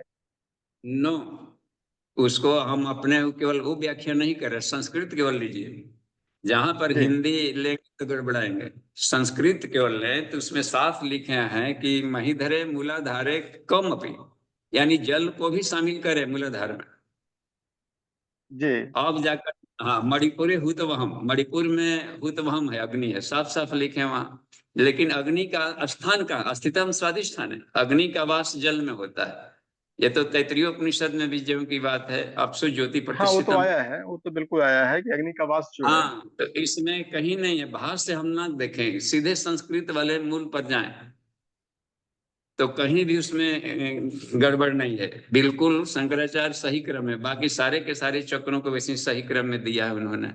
एक एक चक्रों को दिया है कि वहां पर जाकर के यहाँ परब्रह्म में विहार करती है, और वायु तन्मात्रा का तो वो दिया है। कम अपी का अर्थ देखिए उसमें, महीधरे मूलाधारे कम अपी, नहीं, संस्कृत में कम। तो ठीक है, लेकिन उसका जो हाँ, व्याख्या किया है, नहीं, व्याख्या अधिकांश आप जगहों पर करेंगे ना। उसी रेफरेंस को दे देते हैं लोग। नो, उसकी व्याख्या अन्य भाष्यकारों का भी देखें, गीता प्रेस का देखेंगे तो व्याख्या शब्द के अनुसार किया है। उसमें लिखा है कौमपि, जल को भी संग कर लो। ये अन्य महापुरुष अन्य अन्य लोगों ने भी भाष्य किया। तो जैसे संस्कृत है उसके भाष्य कर दें, तो भाष्य में ढूंढने लगेंगे तो ब्रैकेट में ढेर सारा ऐसा मिल जाएगा। तो हमें मूल को लेकर चलना चाहिए। जब कृष्ण के एक ही संस्कृत ने कहा, भाष्यकार तो अनेकों हो गए, ये भी हो गए वो भी हो गए, भाष्य रोज बढ़ते जा रहे हैं, गीता पर भाष्य किए हैं, लेकिन कृष्ण ने कहाँ भाष्य किया है? वो तो केवल संस्कृत के शब्द बोले। तो हमें सिर्फ संस्कृत को रखें और देखें कि उसमें कहीं ग्रामर से भी कहीं गलती नहीं है, कॉमा लिख दिया है। और उसके लिए अलग कोई है नहीं, दोनों को मिलाकर के रुद्र ग्रंथि बनता है। स्वादिष्ठान और मूलाधार साथ में लेकर चला ही जाता है जी। जी, तो ठीक है, फिर इस महाविज्ञान को ही लेके चलते हैं इसमें फिर। हाँ, गायत्री महाविज्ञान को लेकर चलिए या अन्य जगह चलिए, उपनिषदों में भी कहीं देख लीजिए, उसमें कहीं भी ये नहीं है कि वायु का तन्मात्रा शब्द लिखा हो। वो तो ठीक है, लेकिन यहाँ पर चूंकि जब चक्रों की बात आ रही है तो चक्रों में चेंज कर दिया अरे है, तो वो ऐसा तो नहीं था कि। उस हाँ, उसमें जहां तहां प्रिंटिंग मिस्टेक रहता है उसको अपने विवेक से ठीक कर लेना चाहिए जी। नहीं, ठीक ठीक है, ठीक है, थैंक यू बाबू जी। जी धन्यवाद। देखिए नितिन जी आगे बढ़ते जाइए, अमन जी। सुरेंद्र भैया। जी जी, प्रणाम अमन भैया, प्रणाम बाबूजी। जी बोलिए। बाबूजी, आज की कक्षा में आपने एक बात कही थी कि आजकल के बच्चे जो है वैज्ञानिक स्तर के प्रतिभा के धनी होकर के आ रहे हैं। तो यही बात बहुत पहले महर्षि अरविंद जी ने कही थी कि मेरी जितनी भी साधना पद्धति है या साधना हम्म, का जो पुण्य है वो अति मानस भविष्य में अति मानस के जागरण के लिए है। तो क्या अरविंद जी के साधना का प्रतिफल को वर्तमान बच्चों से तुलना किया जा सकता है या फिर उसका प्रतिफल हम समझ सकते हैं बाबूजी? हाँ तो इसको अमन जी आप अपने विवेक से करिए, हम 1 मिनट।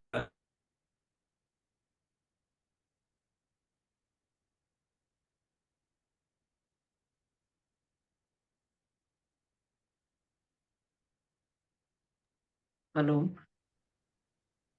जी हेलो। अमन भैया। जी जी जी भैया, एक आवाज आ बार। रही। जी जी, एक बार रिपीट करेंगे भैया? महर्षि अरविंद जी की जो साधना थी, तो जी वो जी कहते थे कि मेरी साधना का जो प्रतिफल होगा वो अति मानस का जागरण होगा।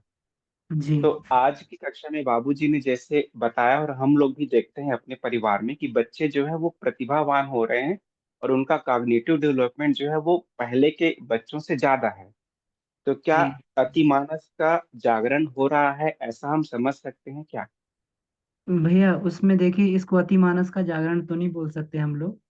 इसको चेतन और अचेतन का जागरण बोला जा सकता है। कॉन्शियस और सबकॉन्शियस माइंड की, अगर ज्यादा कॉन्शियस है उसका मतलब चेतन मन हो गया, है ना।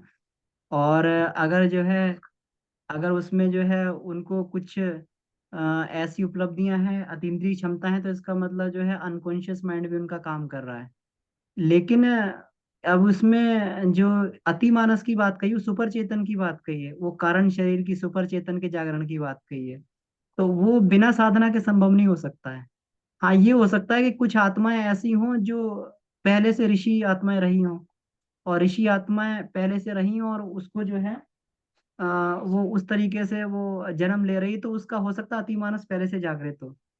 लेकिन जो ये कह रहे हैं कि बुद्धि के परिप्रेक्ष्य में, तो बुद्धि के परिप्रेक्ष्य में तो हम लोग यही, इंटेलिजेंस के परिप्रेक्ष्य में तो हम लोग यही कह सकते हैं कि चेतन अचेतन मन तो ठीक है, लेकिन उसके बाद सुपर चेतन मन है।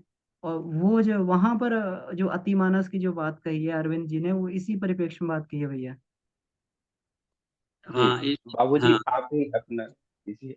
हाँ, देखिए इसमें अति मानसिक लेयर में हम निश्चित रूप से पहुंच रहे हैं। एक बार गुरुदेव बोले थे कि युग तो तुम लोगों से बदलेगा नहीं, कम से कम ये करो कि वो बदलने के लायक माहौल पैदा करो। कि होता है माहौल पैदा करने वाले, ठीक। आने वाली महान आत्माएं अब आने वाली हैं। तो साफ है कि वैज्ञानिक युग आ रहा है, भविष्य का धर्म वैज्ञानिक धर्म। तो उसको संभालने वाले भी तो चेतना का पार्टिकल धरती पर कूदेंगे ही, गिरेंगे ही। तो निश्चित रूप से अगले जनरेशन जो आएंगे अति वैज्ञानिक मनोभूमि वाले ही होंगे।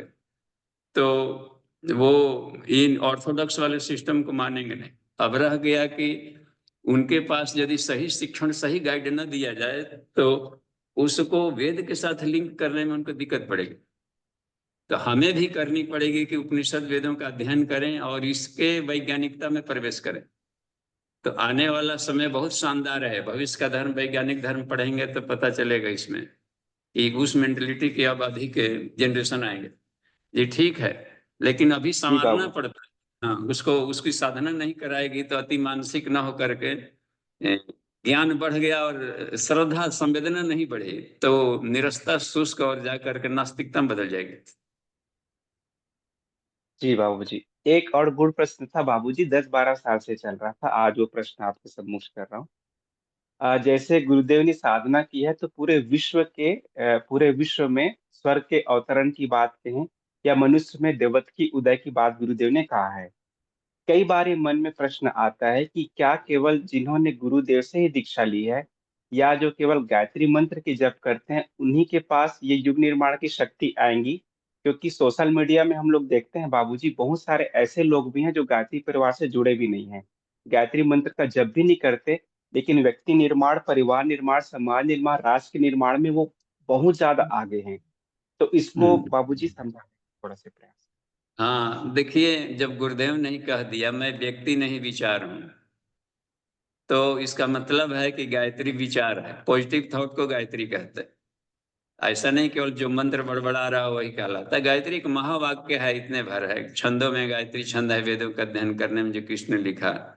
अब उसका ये रह गया है कि अब मुस्लिमों के लिए इन्होंने लिखा है तो गायत्री मंत्र तो संस्कृत में देखने भर के लिए संस्कृत में लगता है, लेकिन उनका अर्थ है उन्होंने उर्दू में दिया है कि हम लोग अपने कल्ब को मार्फत के चिराग से रोशन करें कि खुदा कादिर मुतलक है, वही गुनाहों को माफ करने वाला, मुसीबतों से बचाने वाला और हकीकी खुशियों की बुनियाद है। अय मालिक, हमें तौफीक बख्श की राह निजात पर गामजन रख सके। सवाल यह है कि हम सन्मार्ग पर आगे बढ़ते हो तो धियो न प्रचोदयात्। तो कोई कहीं भी रह रहा हो तो इन्होंने ये भी दिया है। देखिए, पूज्य गुरुदेव ने एक मैनिफेस्टो दिया जिसको कहते हैं युग निर्माण सत्संकल्प। आप आश्चर्य करेंगे, उस संकल्प में गायत्री मंत्र नहीं है, गायत्री शब्द ही नहीं है और न यज्ञ शब्द है। कोई भी मजहबी शब्द नहीं रखा है उन्होंने, और लिख दिया है कि हर एक मजहब, संप्रदाय, जाति संप्रदाय, नर लिंग भेद, जाति भाषा संप्रदाय आदि के आधार पर हम भेदभाव न करेंगे। इसका मतलब है कि सार्वभौम विद्या है यह। और जो भी रखेंगे वैज्ञानिक अध्यात्म में रहेगा। बस अगला युग है वैज्ञानिक अध्यात्म। तो वैज्ञानिक मनोभूमि के रहेंगे और ये रहेंगे, वही काम करेंगे। एक और बात, ईश्वर बंद नहीं है मठ में, तो साफ जाहिर है को विश्व मानव था, किसी खास केंद्र और खास संस्था और खास मकान में नहीं रहता ईश्वर, तो वो बात बन गई। तो उन्होंने अपने को सार्वभौम बना दिया और ये भी रखा कि मशाल हमारा सिंबल रहेगा, मैं मेरे कोई भी वैसे मजहबी चीज लेकर कहीं ना जाए। तो उन्होंने तो खोल दिया है कि पूरे विश्व के लिए, और पूरे विश्व का विराट सत्ता है। तो 5 भागों में बांट दिया वैज्ञानिकों को, इन लोगों को, विचारवानों को रख दिया है, मनोमय में रख दिया है, संतों वगैरह महात्माओं को उन्होंने सबको रख दिया है, विश्व के सभी लोगों को उन्होंने रख दिया है विज्ञानमय में। और एकदम ब्रह्म सती सुप्रीम सत्ता है, जो मास्टर्स ऑफ पार्लियामेंट हिमालय में सूक्ष्म शरीर वालों को, उन लोग प्रजापति लेयर में सबको आनंदमय में रखा है। सारे किसान वगैरह जितने हैं धरती पर, कल कारखाने, बिजनेस, व्यवसाय, सबको अन्नमय में डाल दिया है। तो 5 बीज भद्र उनको हम लोग हल्का सा न मान लें कि ये वो छोटे से 2-4 लोगों की टीम से कम द्वारा होगा। किसी के दिमाग पर कहीं से भी अवतरित हो जाता है। एक सार्वभौम विद्या है, तो जो वैज्ञानिक अध्यात्म लेकर चलेंगे उन पर महाकाल उनको माध्यम बनाएगा। जी। जी बाबू, इसका मतलब जो भी अच्छा कार्य करेंगे गुरुदेव की चेतना काम करेगी, वो किसी भी पंथ और हाँ, संप्रदाय से हो। वो हाँ, वो दीक्षा लिया हो न लिया हो, वो गुरुदेव उन्हीं पर सवाल होकर काम ले लेंगे, आगे बढ़ जाएंगे। ठीक है बाबूजी। बहुत बहुत धन्यवाद। जी बाबूजी प्रणाम। धन्यवाद। जी जी आदित्य प्रणाम। भैया। बाबूजी प्रणाम। जब हम कुंडली जागरण का ध्यान प्रारंभ करते हैं तो मूलाधार चक्र से करना चाहिए, नीचे से ऊपर की तरफ। हाँ, और देखिए। हाँ, और और और किसी एक चक्र को मुख्य चक्र बनाकर ध्यान करना चाहिए या प्रतिदिन सारे चक्रों का ध्यान करना चाहिए? ये अपने रुचि और अपने कहाँ पर कौन पक्ष कमजोर है। सभी चक्र आपस से जुड़े हुए भी हैं और स्वतंत्र भी हैं, एक एक लोगों को प्रतिनिधित्व करते हैं हर एक चक्र, और उनका आपस में भी जुड़ाव है, बना हुआ लिंक्ड है। तो हम एक एक चक्रों से भी ऊर्ध्वगमन कर सकते हैं, स्थूल से सूक्ष्म से क्रमशः सूक्ष्म होते चले जाए, कॉन्शसनेस लेयर बढ़ाते जाए, ऊपर से नीचे आए। इसी को प्रदक्षिणा कहा गया है, मूलाधार से सहस्रार, सहस्रार से मूलाधार। ये भी कह दिए हैं कि किन्हीं को लग रहा है कि हम थोड़ा सा भाव संवेदना में अधिक हैं, तो अपना अनाहत चक्र पर विशेष काम कर लें। नीचे का शरीर एक्सीडेंट दुर्घटना में ग्रस्त हो गया है तो ऊपर वाले शरीरों से काम कर ले, शुरू कर दें। तो अपने नीड के आधार पर कोई एक चक्र भी ले सकते हैं और वहां से आगे पीछे में आदमी चल पड़ेगा। किधर से भी जा सकते हैं, ऊपर से नीचे भी, नीचे से ऊपर भी, या स्वतंत्र रूप से एक एक चक्रों को। जी भैया बाबूजी, गायत्री महाविज्ञान में गुरुदेव लिखते हैं कि एक चक्र को पकाने में 6 महीने का समय लगता है। तो वहीं वहीं से मैं रेफरेंस लेके आपसे प्रश्न कर रहा था। हाँ, तो उसमें ये भी लिखे हैं कि ये पहले मन में तपाएं, मन में यानी अपने मन को तपाएं त्रिकुटी में। तो इसका मतलब होता है कि श्रद्धा, भाव, संवेदना, आदर्शों के साथ मन को पका ले, तब शक्तियों को जगाएं। नीचे आए मूलाधार करें या जहां भी एक एक करके चक्रों को जगाएं, नहीं तो शक्ति जग गई, उसका सुनियोजन नहीं कर पाएंगे तो वो आदमी विक्षिप्त होगा, ब्लास्ट करेगा। ऊर्जा बढ़ा लिया और उसका उपयोग नहीं जानते, पहले ही से ढेर सारा प्लानिंग हो, उस अवस्था में पैसा मिलेगा कितना हो तो आपको उसका मिसयूज नहीं करेंगे, तुरंत लग जाएगा कि घटेगा। तो जिसके दिमाग में प्लानिंग नहीं हो, सार्वभौम के प्रेम नहीं जुड़ा हो, तो विश्व बंधुत्व की भावना न हो, तो लक्ष्मी भी नहीं आती है। लक्ष्मी विष्णु के पैर दबाती है, इसका मतलब है कि लोग सेवियों के पीछे भागती है। वो उसके पास तिजोरी हो या ना हो, सारा समाज उसी को हेल्प करेगा, देगा। जो लोग सेवी होते हैं भूदान जगह में चल पड़े, बुनवा भावे, तो लोगों ने उनको धन देना शुरू कर दिया। तो ये हुआ करता, इसको कहते हैं चरणों में वास करना। नहीं तो मायावी लोगों के होता है कि आज यहाँ है, कल वहाँ है, जुआरी घर में है तो शराब खाने में जाएगी, वहां से यहाँ भागते रहेगी, और रोगी बन गए तो कहीं और फेंकाएगा। जी ठीक है बाबूजी। जी, धन्यवाद। इसमें चैटिंग में एक और है क्या जी अमन जी? जी बाबूजी, चैट में एक और प्रश्न है, कल्पना पांडे जी का है। बाबूजी प्रणाम, क्या दलितों को वेद पढ़ने का अधिकार नहीं है? एक प्रसिद्ध कवि कह रहे थे कि इसे अधिकार नहीं है। हाँ, तो कभी मत कहिए, वेद के ज्ञाता कहेंगे कि ये अधिकार खूब है, और नहीं है तो हम वेद पढ़ें। गुरु जी ने वेद का भाष्य कर दिया है, हर घर में वेद स्थापना हो, वेद को खुद पढ़े। वो कहे इनके से, उनके मुंह से, इनके सुने, सारे मुंह के तरफ करिए, खुद पढ़िए। खुद पढ़ने वाला व्यक्ति ही स्वाध्याय करे, उसमें पाएंगे लिखा हुआ है सीधे। आप ऋग्वेद की पढ़िए, अंतिम सूत्र में जाकर पढ़िए, समानो मंत्र समिति समानी। वेद के सारे मंत्र सभी के लिए एक समान, बस बांटिए मत मनुष्यों के लिए। वेद के सभी मंत्र सबके लिए एक समान है। समानो मंत्र समिति समान समानी, समान मन सहचित में शाम। सभी के मन और मन आपस में बंटवारा नहीं है, मन एक आकाश की तरह होता है वो। तो इसमें समान मंत्र भी मंत्र, या समान सारी तुम्हारे मंत्र और विचारणाएं भी एक समान हो। समान नो अभिषाजु भूमि, एक ही अग्नि में सभी जाति के लोग बैठ करके हवन करो। गुरुदेव ने वही किया, वैदिक वेद पुरुष थे। अब अमुक जाति वाला केवल हवन करेगा, अमुक नहीं, नहीं, सब जाति वाले बैठो, सब एक दूसरे को तिलक लगाओ। काहे फलाना लगाएंगे तिलक? नहीं, सब एक दूसरे को तिलक लगाओ। ये कहा जाता है वेद पुरुष का काम। और भी देखिए, दलितों के लिए तो जानबूझकर कहा है कि वही नहीं करेंगे तो। विश्वामित्र ने कहा कि असली तो गायत्री मंत्र दलितों के लिए है, क्योंकि जो साफ है वो कहे कि साबुन लगाएगा, जो गंदा है उसी के लिए साबुन है। और दिखा दिया, मिस्र देश में 10,000 मलेच्छों को ब्राह्मण बनाकर दिखाया था जनेऊ संस्कार। तो ये किया था कि गायत्री मंत्र को सार्वभौम बनाया था विश्वामित्र ने, और गुरु जी ने और भी सार्वभौम उसको बना दिया। यजुर्वेद के 26वें अध्याय का दूसरा मंत्र है, यथे इमाम वाचम कल्याणी आवदानी जनेभ्य ब्रह्म राजन्नभ्यागम शूद्राय च स्वाय चरणाय च। शूद्र शब्द का भी प्रयोग किया है। यथा इमाम यानी जिस प्रकार, इमाम माने इस वेदवाणियों को, इमाम वाचम कल्याणी, जो पूरे विश्व का कल्याण करने वाली, आवदानी, उपदेश करता हूं जनेभ्य, मनुष्य मात्र के लिए, ऐसा वेद का कहना है। वैसा ही हे मनुष्य तुम लोग भी करो।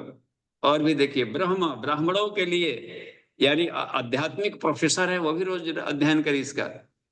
ब्रह्म राजन्याभ्यागम, जो राष्ट्र की सुरक्षा में लगे हुए हैं, डिफेंस, फौज, तौज ये सब लेकर, नहीं तो एक दूसरे को शोषण करेंगे, शक्ति बढ़ जाएगा तब। तो वो ये है कि क्षत्रिय लोग भी उसको पढ़ें, न्यायपालिका के लोग पढ़े, सब लोग पढ़े इसको, डिफेंस वाले पढ़े सब। और भी बातें, आर्याय कहा जाता है ये, जो कि बिजनेस व्यवसाय में लगे हुए हैं, वैश्य लोग उसको पढ़े। कृषि बाड़ी, खेती बाड़ी, उसमें सब अथर्ववेद में कृषि बाड़ी है, पूरा जड़ी बूटियों की जानकारी दी गई है, पूरा खेत खलिहान। और भी शूद्राय, श्रमिक वर्ग के लोग ही पढ़े, जिसको हम लोग कहते हैं कि लेबर क्लासेज है, ये करने का है। तो शूद्र शब्द का भी प्रयोग कर दिया है कि शूद्राय, सूर्य, वो भी एक साथ पढ़े, ऐसा नहीं कि उसके लिए अलग लाइन, एक ही लाइन में सबको लिखा है। चार्याय च, स्वाय च, रणाय च, और पत्नी महिलाएं सब भी पढ़े। और अत्यंत अति पिछड़े, गिरे से गिरे, महागिरे लोग भी वेद पढ़े। ये तो मनुष्य मात्र के लिए है। तो जो हाँ इसे कहा गया है सार्वभौम नहीं है, तो समझिए कि वो वेद की बात नहीं बोल रहे हैं, कुछ अपनी बात बोल रहे हैं केवल। जी बाबूजी प्रणाम। तो जी फिर प्रणाम।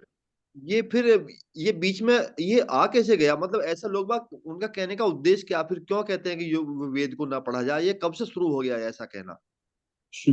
देखिए, इसमें गायत्री महाविज्ञान के प्रथम खंड में सुशील जी गुरु जी लिखे हैं, गायत्री शूद्रों स्त्रियों का अधिकार, उसमें सब दिए हैं।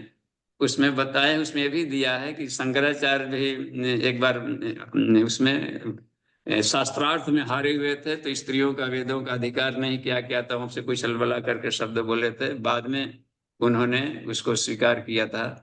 तो अंधकार युग से इसको माना जाता है, सामंती युग से इसका पतन हुआ। जब जब आते हैं आक्रमणकारी बाहर से, तो उस संस्कृति को पहले नष्ट करता है। इन लोगों को भाई में फूट डालो, नहीं हम लोग नहीं लड़ेंगे, वो सब जात पात नहीं लड़ रहे थे। क्यों नहीं लड़ता है? ये लोग सद्बुद्धि का मंत्र जपता है। कौन सा मंत्र जप रहा है? गायत्री मंत्र जपता है, जग पवित्र रखता है, गायत्री मंत्र जपता है। इसको हटवा दो, नहीं हटा सकते, कंपलसरी है, संस्कार में है इन लोगों का, अनिवार्य है। तो कहा कि अब इसको तुम व्याख्या करो। डर से, धमकी से शास्त्र में परीक्षित करवाया उस समय। और चोटी को सुगर पिग टेल का, सुअर का पूंछ है, जने पढ़ने वालों को मारो, काटो, और उसको टैक्स लगाओ तरह तरह का।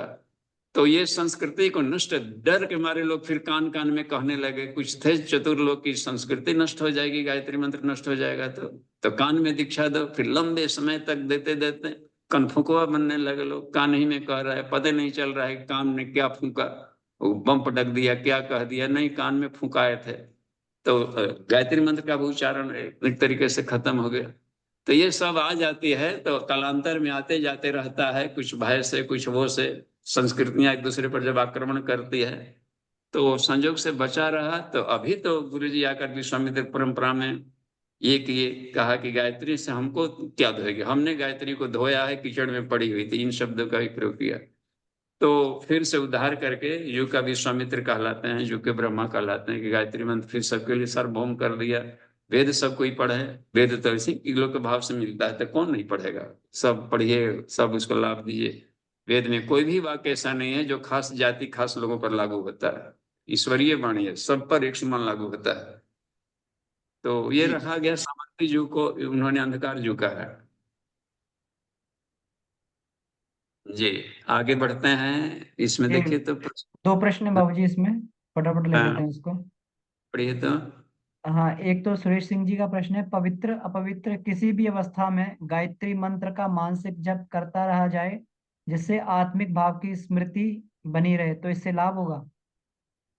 खूब लाभ होगा, इसी से लाभ होगा। मान लें कि अपवित्र हुआ, प्राण निकल गया, तो प्राण तो कभी भी निकल सकता है, मृत्यु कभी भी आ सकती है। और कृष्ण ने कहा है कि यम यम स्मरण भाव त्यजती अंते कलेवरम, शरीर छोड़ते समय, कलेवर छोड़ते समय जो जिस भाव में हो उसी भाव को प्राप्त करता है, तम तमाय वेति कौन्तेय। इसलिए कहा कि तस्मात् सर्वेषु कालेषु माम अनुस्मर, सर्वेषु कालेषु माम अनुस्मर। कृष्ण ने भी कहा कि हर एक अवस्थाओं में मेरा स्मरण करो। और मंत्रों में मैं गायत्री मंत्र हूं, तो हर अवस्थाओं में कह दिया है कि मृत्यु कभी भी आ सकती है। अच्छा, पवित्र पवित्र सिर्फ मानसिक एक कल्पना भर है। मन से गायत्री मंत्र जपते हैं, और मन को क्या पवित्र पवित्र होना, मन को कौन नहवाता है? कभी नहवाए हैं? फिर मन को नहवाना होगा तो आदमी डॉक्टर के पास जाएगा, डॉक्टर साहब इसको फाड़िए। क्यों फाड़े? साबुन लगाना है ब्रेन में, फिर सिए इसको, रोज आदमी फड़वाएगा ब्रेन, फिर रोज सिलवाएगा।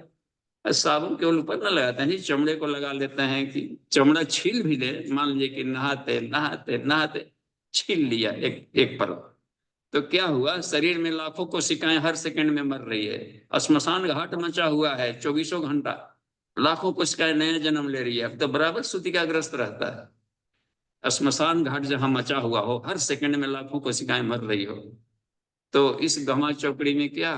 तो सब दिमाग की मान्यता है। गायत्री मंत्र मानसिक जप के रूप में करें, 1000 गुना लाभ मिलता है। और हमेशा करें। उठते फिरते, तो श्लोक है उसमें दिया है, शुचिर्वापी असुचिर्वापी गच्छन् तिष्ठन् यदा तदा गायत्री प्रजपे धीमान जपान पापानि वर्तते। जो गायत्री महाविज्ञान का है श्लोक। पवित्र हो या पवित्र हो, चल रहे हो, फिर रहे हो, ऊँग रहे हो, सो रहे हो, गाड़ी ड्राइव कर रहे हो, किसान हो, काम कर रहे हो, कुछ भी कर रहे हो, महिलाएं खाना बना रही हो, कुछ भी कर रहे हो, बच्चों को नहला रहे हो, तो भी मन ही मन गायत्री मंत्र जपे, सब अमृत में हो जाता है। और ये बहुत ही कमाल की बात बन गई। ठीक है जी, ये धन्यवाद। बाबूजी एक और प्रश्न है नितिन भैया का। प्रणाम बाबूजी, आत्म साक्षात्कार की यात्रा में क्या गायत्री की पंचकोश जागरण, पिपीलिका मार्ग व कुंडलनी जागरण विहंगम मार्ग है? हाँ, देखिए इसको भी पंचकोश जागरण को भी विहंगम ही कहा है। और पंचकोश जागरण, कुंडलिनी जागरण, ये दोनों उच्च स्तरीय में आता है। उच्च स्तरीय ही विहंगम कहलाता है। ऊंचा उड़ान, ऊंची उड़ान, बस एयर, बस एयर फ्लाइट रास्ते। तो एक होता है कि 5 गो स्टॉपेज रखता है, एक होता है कि डायरेक्ट भी होता है उसमें रखने का। तो ये दोनों ऊंची उड़ान है। गायत्री तंत्र में उसमें लिखा, इसी में देखिएगा, सावित्री कुंडलिनी तंत्र के 8वें वाले चैप्टर में जाकर देखिएगा, पृष्ठ 8.18 में है। तो उसमें लिखे हैं गुरुजी कि तंत्र साधना का उद्देश्य ही है कि पंचकोशों का जागरण किया जाए और कुंडलिनी जागरण किया जाए, और इसमें तेजी से उसमें प्रगति पाई जाए, हानि रहित तेजी से प्रगति प्राप्त करने के लिए अन्नमय से प्राणमय, प्राण से मनोमय, मनोमय से विज्ञान में, आनंदमय कोशों को पार करते हुए जाना तंत्र साधना का मुख्य उद्देश्य है। भले उद्देश्य से लोग भटक गए हों, किसी और से कुछ और को अपना कर रहे हो, डिस्टर्ब कर रहे हो, तो वो तो उनका मिसयूज है, लेकिन उद्देश्य ही यही है। तो ये दोनों भी हंगम है, पंचकोश वाला भी और कुंडलिनी भी। जी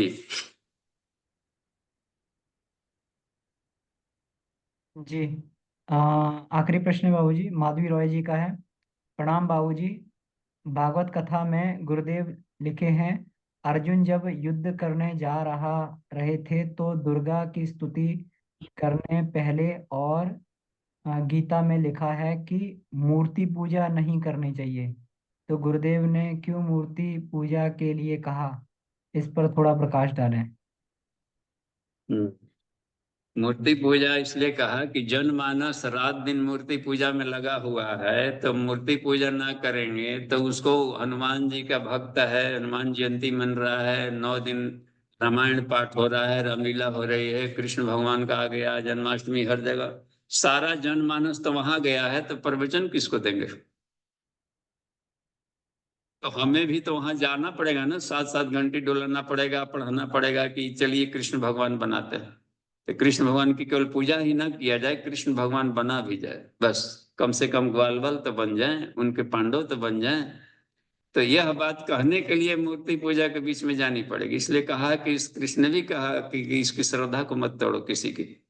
और हमें तो अच्छा बनने से, कोई मूर्ति पूजा करके अच्छा बन गया तो हमको क्या आपत्ति है? हम बिना मूर्ति पूजा किए भी खराब बने हैं तो अच्छा, या बिना मूर्ति पूजा किए ही अच्छा बन गए, या पूजा करके अच्छा बना। अच्छा बनने से मतलब है, अब कौन स्लेट पेंसिल सीढ़ी से चढ़ा कि आप छलांग लगाकर चढ़े?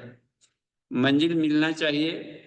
और हमें सहारे सहयोग के लिए तो दोनों ध्यान है, मूर्ति ध्यानम और निराकार ध्यानम, आत्म ध्यानम। तो दोनों तरह के है। जनमानस को हमें गौण नहीं करना है, जनमानस के लिए ही हमें पढ़ रहे हैं, तो उनके साथ है बैठ करके उन्हीं के माध्यम से गहराई में जाकर ईश्वर को दिखाया जा सकता है। तो इसलिए इन्होंने रखा कि हम पौराणिक लोगों को और वैदिक लोगों को साथ लेकर चलें, कोई भी आदमी छूटे मत, नास्तिक लोगों को भी, आस्तिक लोगों को भी। एक लाइन है गुरुदेव का कि नास्तिक वह नहीं जो पूजा पाठ नहीं करता, ईश्वर को नहीं मानता। नास्तिक वह भी है जिसको अपने पर विश्वास नहीं है। कमाल की बात कहें, वो आत्मनिर्भरता नास्तिकता में आता है कि मैं कर सकता हूँ। ठीक है, भगवान नहीं मानते तो तुम आओ, अब तुम खुद करो, करना चाहिए ना, फिर तो समाज के लिए तो फिर ये करना। तो ये है, तो हमें सार्वभौम को लेकर चलेंगे तो भारतीय संस्कृति विश्व संस्कृति है, तो सबको अपने में समेकित करके सबके लायक प्लेटफॉर्म देती है। धन्यवाद। शांति पाठ किया जा सकता है आज। ओम